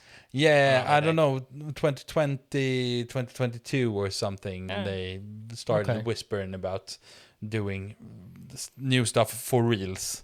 Yeah. So this... and oh no, continue. yeah. Sorry. I'm just gonna start by saying I'm so glad they finally did a political album. Right. Right. Because they have always been edgy on that point, that kind of thing. They always have politically their biggest song, and it's not the biggest, but the first one, controversial. I'm not going to say the name of it, but you all know which one I'm thinking about. Yes. Yes, the N-word song made a lot of head spin when it came out, because people thought that they were racist, and then you listen to the lyric and then you realize it's the exact opposite of it. And they made headways with a lot of their songs about political stuff. So I like that they kept doing that thing in today's climate. It would have been strange if they didn't like aim for the political things. Yeah. But like taking a dig at Trump, I mean, obviously it's a good time to do that. Always a good time, but it feels like it's been done. Yeah. By this time, I think. Yeah. It doesn't feel that hot to but do it, even though like Trump is like the most outrageous right now. Yeah. So I mean, it is right by like one way to see at it, but like we've seen musicians do it for like, I don't know, almost 10 years now, But since the last time he was president. Yeah, and I think that the first song that came out was in reference to when he got elected the first time. That is on this album it's also. It's that old. Yeah, I think it's Okay. that old. So, but they still have more songs about it. So Okay. I get your point. Yeah. I get your point to 2 points. Yeah. But I would still want to. They didn't jump on the bandwagon because they did it. Fair enough. Yeah. I'm also very tired of the Trump bashing. Not because I like him, but because I'm just tired. Yeah. It's been done so much, so I don't think anyone is going to change their mind either to the either way. So yeah.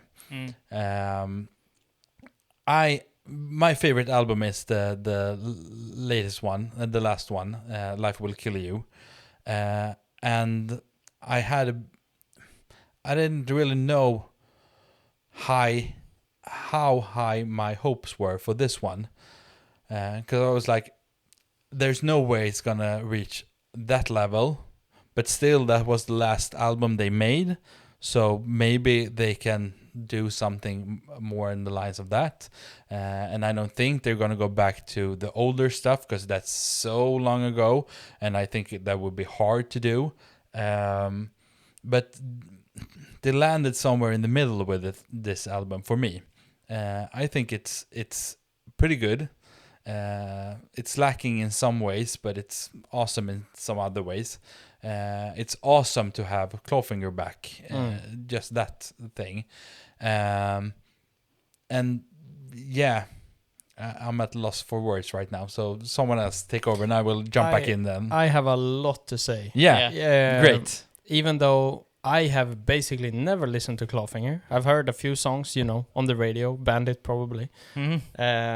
So this is like the first record I actually, listened to, I guess. Yeah. I was almost gonna say obviously, but yeah, there's an album like, what do you say, 2007, Yeah. 2006 or something like that. Yeah. So like, Yeah, we could have listened to that, but like we're young enough to have missed that one. Yeah, but it's also like we could have listened to that. Yeah, of course, I mean, of course. the songs we have heard have been on the radio. Yeah, for sure. So like that, yeah. There's Sure. not a lot of albums to pick from, but we missed the first one. Yeah, exactly. And in my opinion, the entire thing is incredibly boring, honestly. And I get, as you both said, like I get the purpose, I get why, I get everything, and I don't want to like criticize a political inclined album in the way where I'm like, oh, this is bad, it's cringe. But as you both said, like bashing Trump is so overplayed. I personally hate him as much as most people do, but like in terms of music, this is just not good. Like musically, like the instrumental part of this record is pretty good. The blending of, as you said, they were part of like forming the sound of rap metal in the 90s in Europe, which you can hear. There's a lot of new metal, there's a lot of rap metal, there's some pretty prominent hardcore sounds, and also like thrash metal. There's a lot of great stuff in here.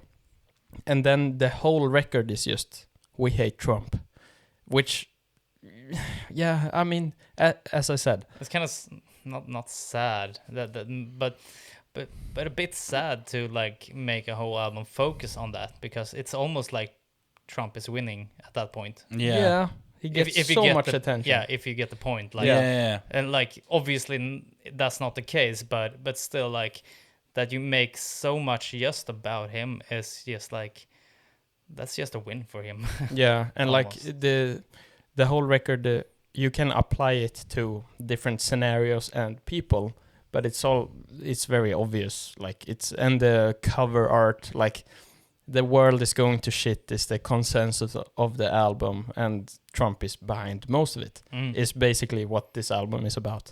And as I said, I don't want to be the one that's like boring because you're talking about Trump, but it ends up being that way, which sucks, because I think it's something that is fucking the world in its asshole completely is not a bad thing to talk about, but when you do it this way, it becomes something I don't even want to hear. And as I said, the music I really like, but the way we talk, especially me and Anton, I think, talk about this a lot, where the lyrics are just straight in your face, like there's no sugarcoating it. It's just super obvious what they mean, which I think is a good way of conveying super political stuff, because you don't want people to miss the point.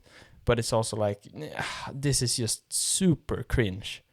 It's not a tasteful way at all. Looking at like Rage Against the Machine or anything like that, where it's like, it's super political, but you can read between the lines and it's still a great song, you know. Yeah. This is almost never a great song on this record, even though I think almost every song talks about something important.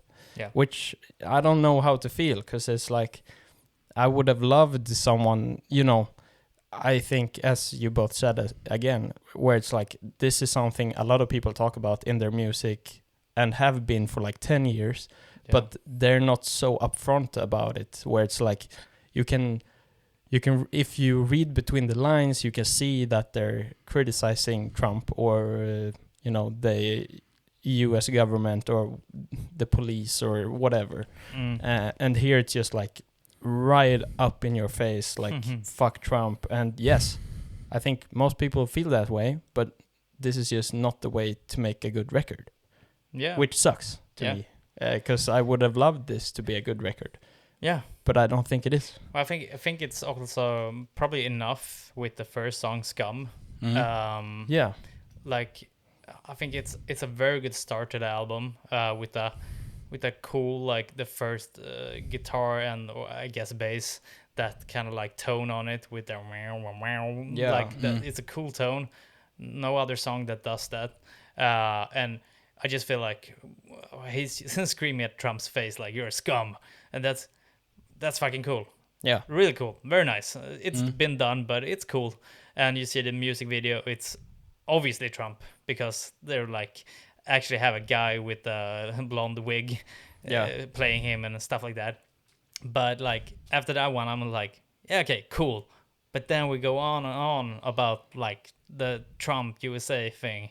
I was like, well, same thing. And it's like it's enough with one song that is like truly up your face, like you're a scum. I'm like, fuck yeah. And but don't do it like all the time. As Andreas said with Hans Zimmer, like, he doesn't have an American passport, but he still said fuck Trump. And this is a Swedish and Norwegian band. It's the same thing here. Like, you can make music about it, but that even Clawfinger isn't a big band. But like, even as big as Clawfinger is, still you probably won't make a difference, as shit as that sounds. And making a whole record, as you said, Anton, like, Scum does the job very well. You don't have to make the entire album about that. You can make it political. There's a lot of shit going on in the world. It's not just Trump, and I think another thing where, again, with the hardcore stuff, and Scum is, I think, is a great start to the record, and it has that hardcore feeling. But when they do, I think in general, every single chorus on this record is, I'm sorry, but it's absolute garbage. They are so bad. And I think a big part of that is they do these like group vocals, which sound like power metal. They make it like core like a choir. The very breathy, echoey, airy, where it's like if the whole band just scream into a microphone, that would give it so much more power. and also with his vocal delivery, where it's like he has this tone of, his delivery is rapping almost, and he has a raspy voice, so it comes across as like screaming almost. But then on a few songs, I think at the later stages of the record where he actually almost screams, that does so much more in conveying, his feeling and his purpose of the record. And like on Scum, for example, if he were to scream a little bit, like just push a little bit harder, and then the rest of the band, instead of like doing harmonies, just scream. Just don't make it pretty. It's not supposed. As he does on the last scream, that is just, I don't know if it's Scum, but he's like, Scum! Yeah. And goes on like forever. And then it's actually kind of like funny end of it, where it is like a gunshot. And Käft! Yeah. Which is like, shut up. Yeah, in Swedish. Yeah. And I feel like I don't know, I'm not the band, but like in my head, they think they convey it as Rage Against the Machine. Exactly. They think it feels as impactful and important and heavy, but it's just not, and it just misses the mark completely for me. It's like if Sabaton made a Trump song, which I don't know. I can't. I want to like this. I can't. I'm sorry. Yeah, and you don't have to defend yourself. I know, but like, I'm gonna take this in a different route. Yeah, because I don't know how many times I've listened to this album. Not very many times. So it's not the greatest album ever. No, but I think I spaced out a lot of times from the lyrics. Yeah, I hear the singing and everything. Yeah. And when, as you say, he is very on point. Yeah. It's right in your face. There is no subtlety. There is only a right path. Yeah. A straight path. Yeah. And when I space out so I don't hear the lyrics, that makes it better for me. Yeah. Because as you said, when I think about it, I'm like, oh, I have to listen to the lyrics. It goes down a bit, but when I space out, it gets a lot better. Maybe I have pink glasses on. Maybe, but nostalgia glasses. As we said earlier, like if you like a band, everything they make is gonna be automatically better. Like even for me, like Fall Out Boy's worst album is still okay to me. Yeah, exactly. Which is a terrible album. Yeah. And this is the same thing where like I get that and I want to get that same feeling. Yeah. But I can imagine like having this on in the background is way better than actively listening, picking out stuff and criticizing it. Yeah, man. Yeah, exactly. And also one thing that dawned on me when you guys were talking was that the last album, Life Will Kill You, which is my favorite, that's not as political as a lot of their other stuff. No. Because that's more about we are all dying, we only have a certain amount of time on this planet and everything. And heavy stuff, but not on the political scale. So maybe I like that more because they don't get too political. Yeah. So maybe you get fatigued. Yeah. Because when the first thing they did was the N-word song, so they set the bar pretty high. Yeah. But you get a big discharge from that sort of thing, where it's hard to keep up that tempo of everything's wrong, this is wrong, this is wrong, this thing is right, very little thing, but this thing is right. And I think that's a problem with this album, where you can't see the positive in the all the negative. If you great way to forget about that it's about Trump, but it's all about negative things, and there is almost no light in it, and it's very hard to see. Even a song like I want to hear what you think about A Perfect Day, but A Perfect Day is probably the only song that is supposed to be like Well, it's a happy song. it's a negative song. Yeah, it If turns. you Yeah, listen- yeah, but it turns into a negative. Yeah, song. but yeah, I'm gonna come to it later. But it's but you- kind of the same thing that I talked about with Carpe Diem. Even when it's positive in the beginning, it's not actually positive. Yeah, but yeah. yeah. So and that's a great point actually, because it's in the middle of the album where you think a light point would be great. So something you can cling on to make it through the darkness, because they all think that Trump is the darkest thing ever. Yeah. If you listen to this album, and you need something positive so you can negate all the darkness and all the bad stuff. And I think that a perfect day, if they would have made it about a perfect day, where you don't have to think about all the bad stuff, and don't make it sour in the end where it goes dark, then that would have lifted the whole album. Because I think when you do a thing that's this conceptual as an album, you need to see the other side.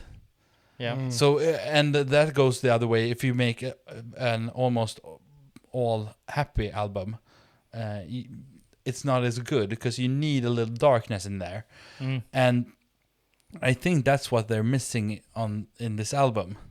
And also that they cling on too much on one subject. Yeah. So yeah, it's hard for me because as I said, I haven't listened to the lyrics that much. But when I do, it's not the greatest lyrics ever. And they have written some great stuff. So if some genius things. So I'm a little bit disappointed in that one too. But my hope is that this album is a kind of a thing. Let's get it out of us so we can do other stuff, like I talked about with Offspring. Yeah, of course. We talked about it in this pod a lot of times. Like, let's get it out of the way. Let's finish it and do it so we can do other things. Yeah. If there actually been like songs coming out now and then maybe there are enough people that are expecting that there should be an album and they feel the pressure, but otherwise they shouldn't necessarily feel that. Maybe like the same way as the Offspring, but as you said, it's a good comparison just to get the album out. Yeah, and my thought when I continue that thought is maybe they wanted to say something about Trump. The first time he was elected, they released a song, and maybe they wrote a lot of songs and was like, no, it's too much. Let's do one song. And then it was re-elected, so they did another song, and then they had all these songs. What are we gonna do? Well, they're pretty good. Let's mix them up. We like them a lot, and the message. So I think they could have been blinded by the message that they wanted to tell. Yeah. So yeah, but as I said, it's very hard because it's a band that I've listened to for a very long time. Yeah. Jokingly, my brother always said that they wrote their biggest song about me. Yeah. Biggest and the best for those two. Yeah. And especially the first part of the lyrics, he always jokingly says they wrote that about you. And I'm not one to say no to that praise, but yeah, Take it. That's the only nice thing he ever says to me. So don't think he's a good guy. He's actually a bad guy, but that's the only good thing he says. I would probably say that I've checked the albums out. I think maybe the self-titled album, Clawfinger, is the white one with the knuckle. Yeah. What's it called? Like the weapon that you use for the knuckles. Brass knuckles. Brass knuckles. I think maybe that's the best album in my opinion. Yeah. But I do think they sound like they do on like most of the other stuff. So I think that's a big bonus. But I'm not either like a big fan of this. I think the general pace many times are good, but like the deliverance many times are just that obvious, even on the early stuff, but definitely on this album. I think Ball and Chain is probably the only song that doesn't deliver like the track title in the chorus. Yeah. Yeah, except like A Perfect Day probably also, because that's more like a storytelling stuff. Yeah. Otherwise, that's the only song I think they don't really say it out loud in the chorus. Otherwise, they just scream it out every time. And Yeah. as you know, Andreas, me and Rasmus hate that stuff. Yeah. But even here, I think I'm relatively okay with it, because I feel like that's their thing. So I kind of buy it instead. But at the same time, they're doing the same thing over and over and over on almost like every song. Yeah. I just think probably like Scum is one of the ones who like do something like a lot better, at least. I guess there are songs that do different stuff. We have Big Brother that we talked about before, which I don't really like still. I guess it's grown a bit, but I didn't like it much the time we talked about it. So, but it still sounds like Lost in the Echoes from Linkin Park in the like electronic elements of it or whatever. But yeah, I don't like that one. Perfect Day is a strange thing. Yeah, it's like just a rap song. I was like, I really want to know what Andreas thinks about this track, because it's like you must hate this. yeah, but it turns into something else. Like even though it's not a build up, it builds. And it's not programmed drums. It's played drums, so I can still see Andreas thinking this is okay. Well, maybe okay, but Yeah. I think it's the worst song. Yeah, on the no, album. that's expected. Yeah, but like, it's almost a stegrande song. Yeah. And I'm not going to say Rising. that in English, because stegrande works so much better in Swedish. But it's a rising it's a song, rising song. No, but yeah, like a bonge. No, definitely not. Yes. Because that goes hard and then flops down. So no. Exactly like the song. Yeah, but That's okay. true. Yeah, That's I was true. talking about stegrande rising. Whatever. Let's drop the bonge stuff. I like the bonge talk. Let's keep going. Of course, because you're 12. Yeah. Snop. But you understand that. No, but so I almost like A Perfect Day. Yes, go on. Sorry. You done? Yes. Yeah. Kindergarten here. You don't look like you're done. He definitely doesn't look like he's done. No, you can. Here, shake my hand. I'm done. Don't count on him, though. I'm not done. No. So, where was I? A perfect day. Yeah, Perfect Day. Yeah. So it's a weird song, and it's only Zach sing, as that's the only part that matters in that song, because there aren't too much instrumental stuff, and like I said, it's almost like the most hated song of, I think I said, the century when we talked about it, Carpe Diem, that fucking awful song. This is way better than that. I have to premise it by We return a lot to that song though. yeah, it's Kind of like Andreas likes it. no. No. But it's like he's trying to tell himself that it's a perfect day, and then it turns out it's not such a perfect day in the end. That's where they two differ. But I kind of like I like the lyrics on this one. Because it's more like you said, or who was it that said, but it's more storytelling. Yeah, it's like old school rap. Yeah. Almost, and that makes it like old school rap is not.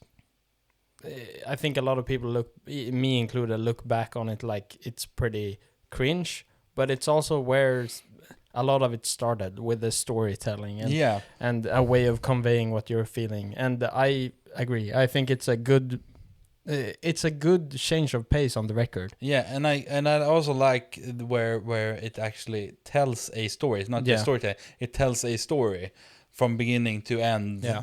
Like it's a day. He's talking about a day. Yeah. Such a lonely day. Exactly. Exactly. I was thinking of Ice Cube instead. Day was a good day. Yeah, but that's a great example of the old school rap. Yeah. Yeah. I was thinking more Offspring. Yeah. We all thought different things. Yeah, exactly. So I like that part, but the way he's rapping, you can, yeah. Yeah, I would say he's rapping here. It's more rapping than singing, actually. Yeah. So, yeah. I don't actually like it. And it sounds like he's almost trying to get an accent on his voice, other than his regular English singing, rapping voice. So I don't know if it's intentional, where he's trying to sound like he's from somewhere else or something. He's not bad at English. He doesn't sound like he doesn't have that usual Swedish twang. You know, when we talk like this. Exactly. And we don't pronunciate anything. We just talk in the way that the Swedish language is, but we use the English letters. Exactly. Precis. Precis. So when he sings regularly, he sounds like he talks American or British English, or something. So it's a bit weird where he does that thing. I don't know if it's just because he wanted to do it, or if it's subconscious, or whatever it is. It's weird.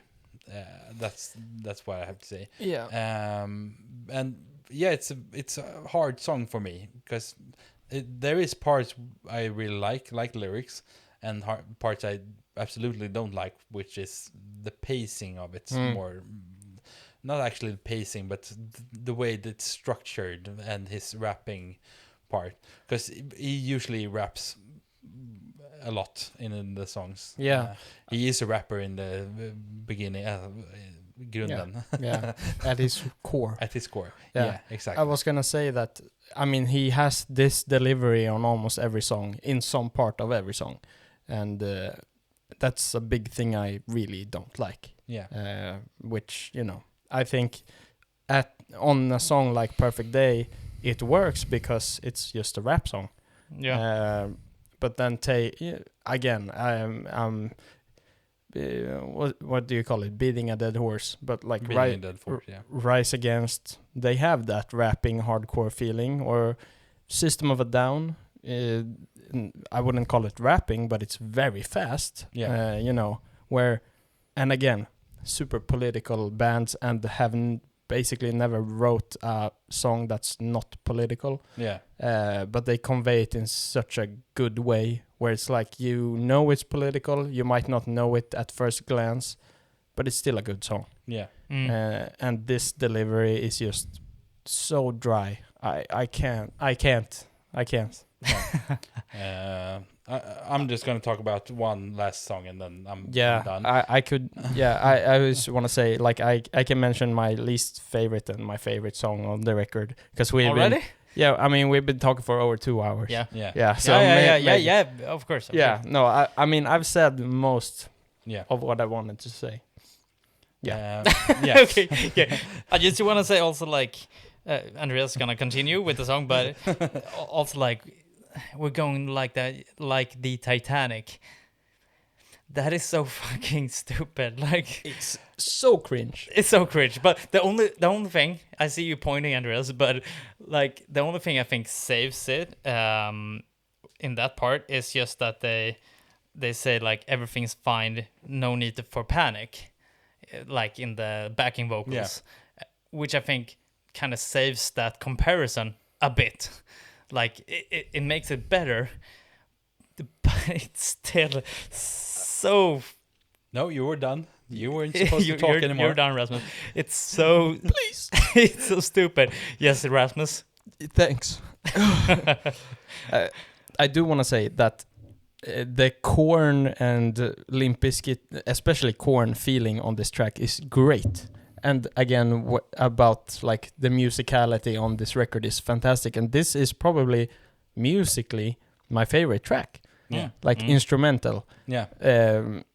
it's so cool. It's so corn. It's super groovy and like, you know, I get Freak on a Leash vibes like crazy. Yeah, that like rap verses, but then it like breaks down. No, but it's more like the drum beat and the creepy, weird sounds and the bass. Yeah. But then it just like goes on to like a Clawfinger chorus. And it's unfortunate. Yeah. Sorry, I wasn't going on. to talk about this one, but I just have to say a few words because you brought it up. Yeah. I think this is so cringe that it actually gets funny. Yeah. I see that. So it's so out there, it gets back in again. It's a full circle. Yeah. But also, like, do they really have to do the what's it called, parentheses in Swedish, like parentheses. Yeah, parentheses. Yes. And saying like Titanic. like Titanic. It's like that makes it better, actually, in my opinion, because it's so again, it's so cringe. It gets back in again. I can see that. Yeah, but I don't agree. Only in this instance. Yeah. Only in this exact instance. Yeah, but also like, but I saw that like when I opened the album and I saw like going down like the Titanic. I was like, but if there was just like going down, and I would have heard like the Titanic, that would have maybe been a bit more fun. Yeah. Maybe. But probably just still shit. Continue. Please. Yeah. So that makes me actually think it's a funny song, which makes me think it's actually a pretty good song. It's weird, because when I heard it the first time, I was like, holy crap, what is this? And I was you were thinking of Rasmus, thinking like, oh shit. Yeah. He's gonna It rant. was a real Rasmus moment. And then I listened to it again, and I'm like, this is pretty funny. And then I listened to it again. There's nothing funny about this. Yeah. Because, again, it's so overdone that it gets fun again. But that wasn't the song I was going to talk about. I was going to talk about Before We All Die. Yeah. The title track, that is the last track. Yeah. That is so boring. I thought that there would be something more happening. And the thing about Before We All Die, I thought that was going to come back to Life Will Kill You. It's sort of the same vibe. And sure, it is lyrically, but not feelingly. The feeling isn't there. Sorry, I zoned out a bit. Did you say Before We All Die was a sleeper? Or like... No, it's bad. Bad. Not a sleeper in that way, but yeah, it was... a sleeper. Sleepy. Like I started to sleep, yeah. Yeah. And which is sad when it's the album song and everything. Yeah, so that brings the whole thing... It ends on a sad note for me. Like, you get to the last song and damn it wasn't better than this. So that ends on a sad note. I'm gonna say I'm saying the opposite. Yeah, it's Me your too, favorite. actually. I think this is maybe like the second best song. So probably Scum is the best in my opinion or something, I guess. But I like this one. I've seen the music video also, so I didn't catch it from the lyrics, but the end of it, I'm gonna talk about the first part also, but like the end of it through the music video kind of shows like Zach through history. I guess there are like parts where he's been singing about this before, like they do some history stuff, which seems cool. I'm not like super enthusiastic about that part, but I think the first part is pretty cool because you have like this more like I think there's like electronics in the start. There's electronics that go on through the track too, but also like then it comes on like this guitars that go like this, I don't know, like 3 tones, like dum dum dum, and then it just rings out. Yeah. And later on everything just explodes and go like almost like AC/DC tempo or pace, which I think is very nice. It's more fun than most of the songs on this track, this album. So I think there's a lot of nice things to catch from just this song. Yeah. But like the whole song isn't fantastic, but I think this is at least one of the better. I also think this is a decent song. It does something differently. The chorus isn't crazy cringe. It's still pretty cringe, but it's okay. It also has it has a hardcore feeling, but again, where the group vocals make it sound like a choir instead of like a gang. Yeah. Which is unfortunate, but it's okay. It has great riffs, and the intro is great, I think. And I kind of like that. Again, like I expected a ballad, even from Clawfinger. But it's also fun that it's a pretty heavy track, and it's the title track. I kind of it gets a few bonus points for that. I think it's a fun ending to the album. Yeah. But I don't have much more to say. I'm ready to, I'm also ready. to Wrap it up. yeah. Yeah. All How- right, Anton, start. All right. So I'm gonna say, I think it's a pretty decent or maybe good Clawfinger album. I want to hear, you can say that, but also the favorite and least favorite track. Yeah, of course. Yeah. And I did enjoy like a first listen to it, but and maybe, I don't know, in the future we will enjoy coming back to it, but right now I think it's pretty tough to get through it. But yeah, I think it's one fun listen, I guess. But I'm probably gonna give it like a 4. But yeah, I think it's not like bad for Clawfinger, but still like it's not that sharp either.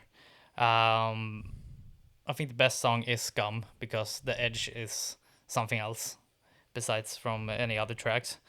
I don't really hate either the A Perfect Day. I think it's stupid, but but as you said, Rasmus, it's like a fresh air in the middle.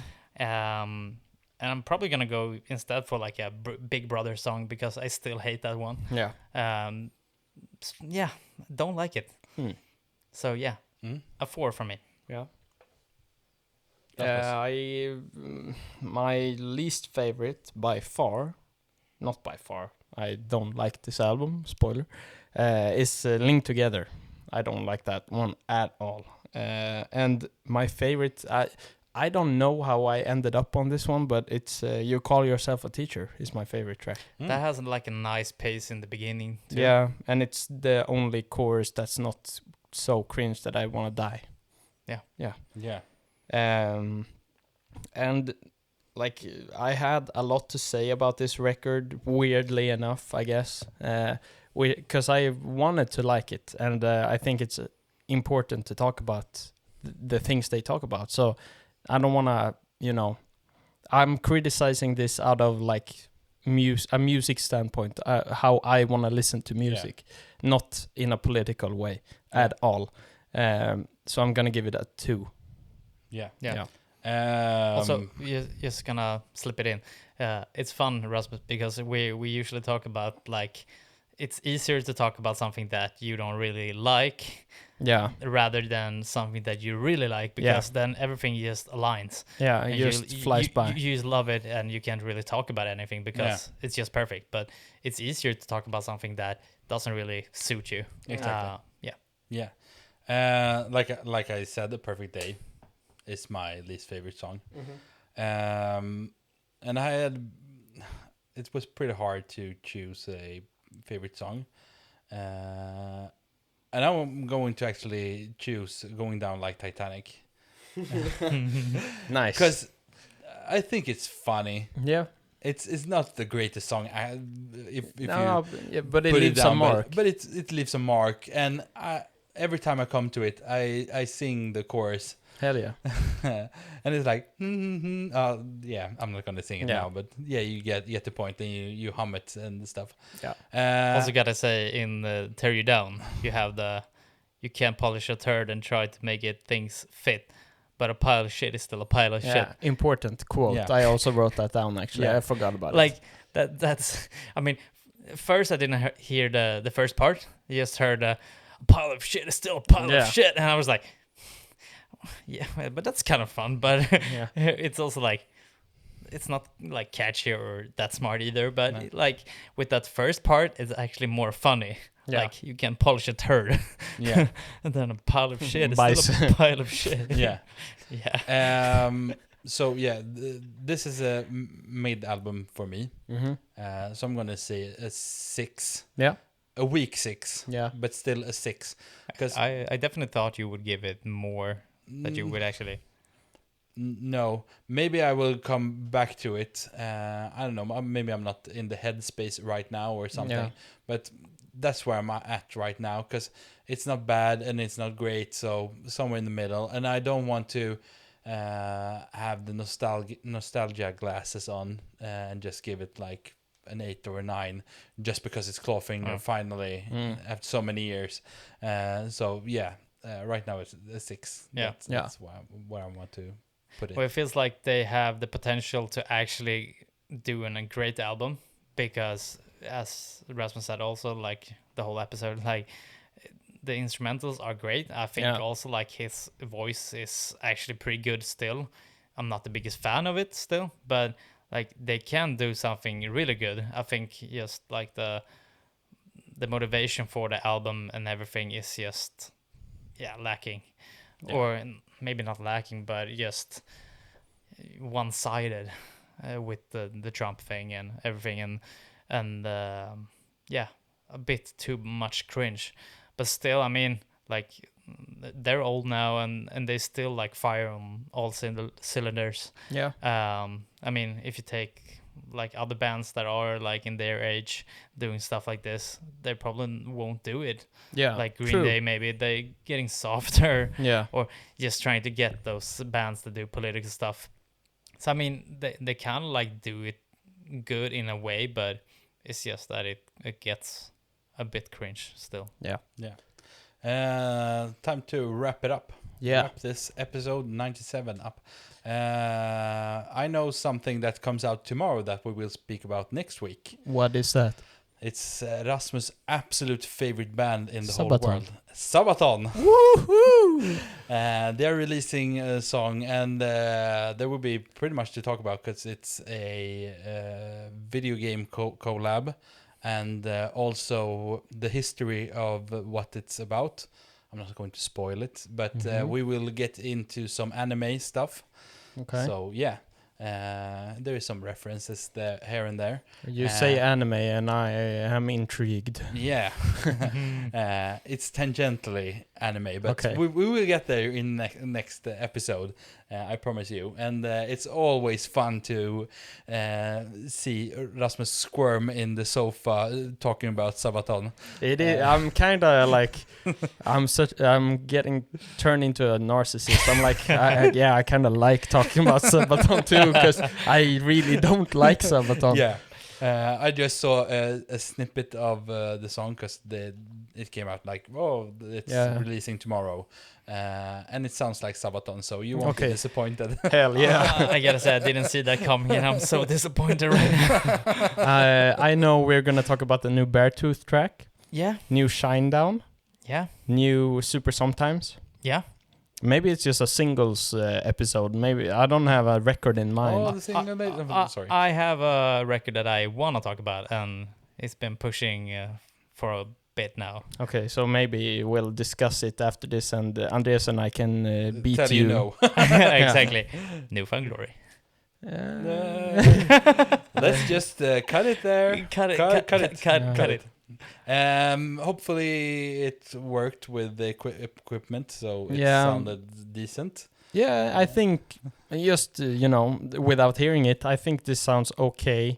Maybe on par, maybe slightly worse than last time, but if this is sounding at least okay, this is the quality you can expect from now on. Yeah, because this is what we're working with. Yeah. We can change angles and the positions. I don't have to be on top of Andreas when we record next episode. Yeah. And Anton doesn't have to sit on my toes, but So we can switch it up a little bit. Yeah, I think so. And please tell us what you're thinking. Anything. Are we correct in our opinion about all the bands we talked about? And do you like the Swinglish? Yes. Do you hate it? I think that's one of the most, like, please, just, even if you have never commented on anything ever before, if you have anything to say, please, you can even email us. Like, it's in the description of the episode, like, please tell us, because we don't hear a lot from people listening outside of people we already talk to. Yeah. So please, if you're someone especially if you're someone we don't know, please tell us, because we love to hear what you think about anything. It can be the music, it be the sound quality, structure. Yeah, anything. Please tell us. Yeah. Because we've been doing this for like 3 years almost. Yeah, 2.5 at least. Yeah. Yeah. Stretching 3. Yeah. So like we still don't know what the fuck we're doing. No. We're almost at 100 episodes. It's as Andreas always says, we're still building. Yeah. The construction sign is always up. Yeah. I'm gonna say this: when we know what we're doing, we're gonna quit it. Maybe. I mean, because I don't think we'll get to that point. That's where I'm getting at. I hope not, because I don't want to quit. But like, it would be nice to be good at it at least, even though we don't know what we're doing. Yeah. My goal is to be the longest running podcast in Sweden. How long till we? Yeah, the podcast I'm listening to has gone since 2009 now and is still going. So yeah, but how many episodes? 540 something. Okay. Depending on how you count, because they also have like 200 episodes before that doesn't count. Okay, but if we're counting the pace, we're on a better pace. We've been doing this way shorter, and we have 100 episodes at this point. Yeah. We should pass them in like 20 years. Yeah. I don't know. Let me count on that. Yeah. Yeah, sure. We could make it. Yeah. We could make it. Yeah. Maybe they have to quit first. Yeah. Probably. Yeah. Maybe we're almost the longest like metal podcast in Sweden. Yeah. Maybe. And if Anton stops talking about pop music, maybe we can keep. Maybe we're just music in general. Yeah, that's more like it. Yeah. I really have to take a piss now, so let's. So let's wrap it up. Yeah. Thank you. Bye. Bye. Bye.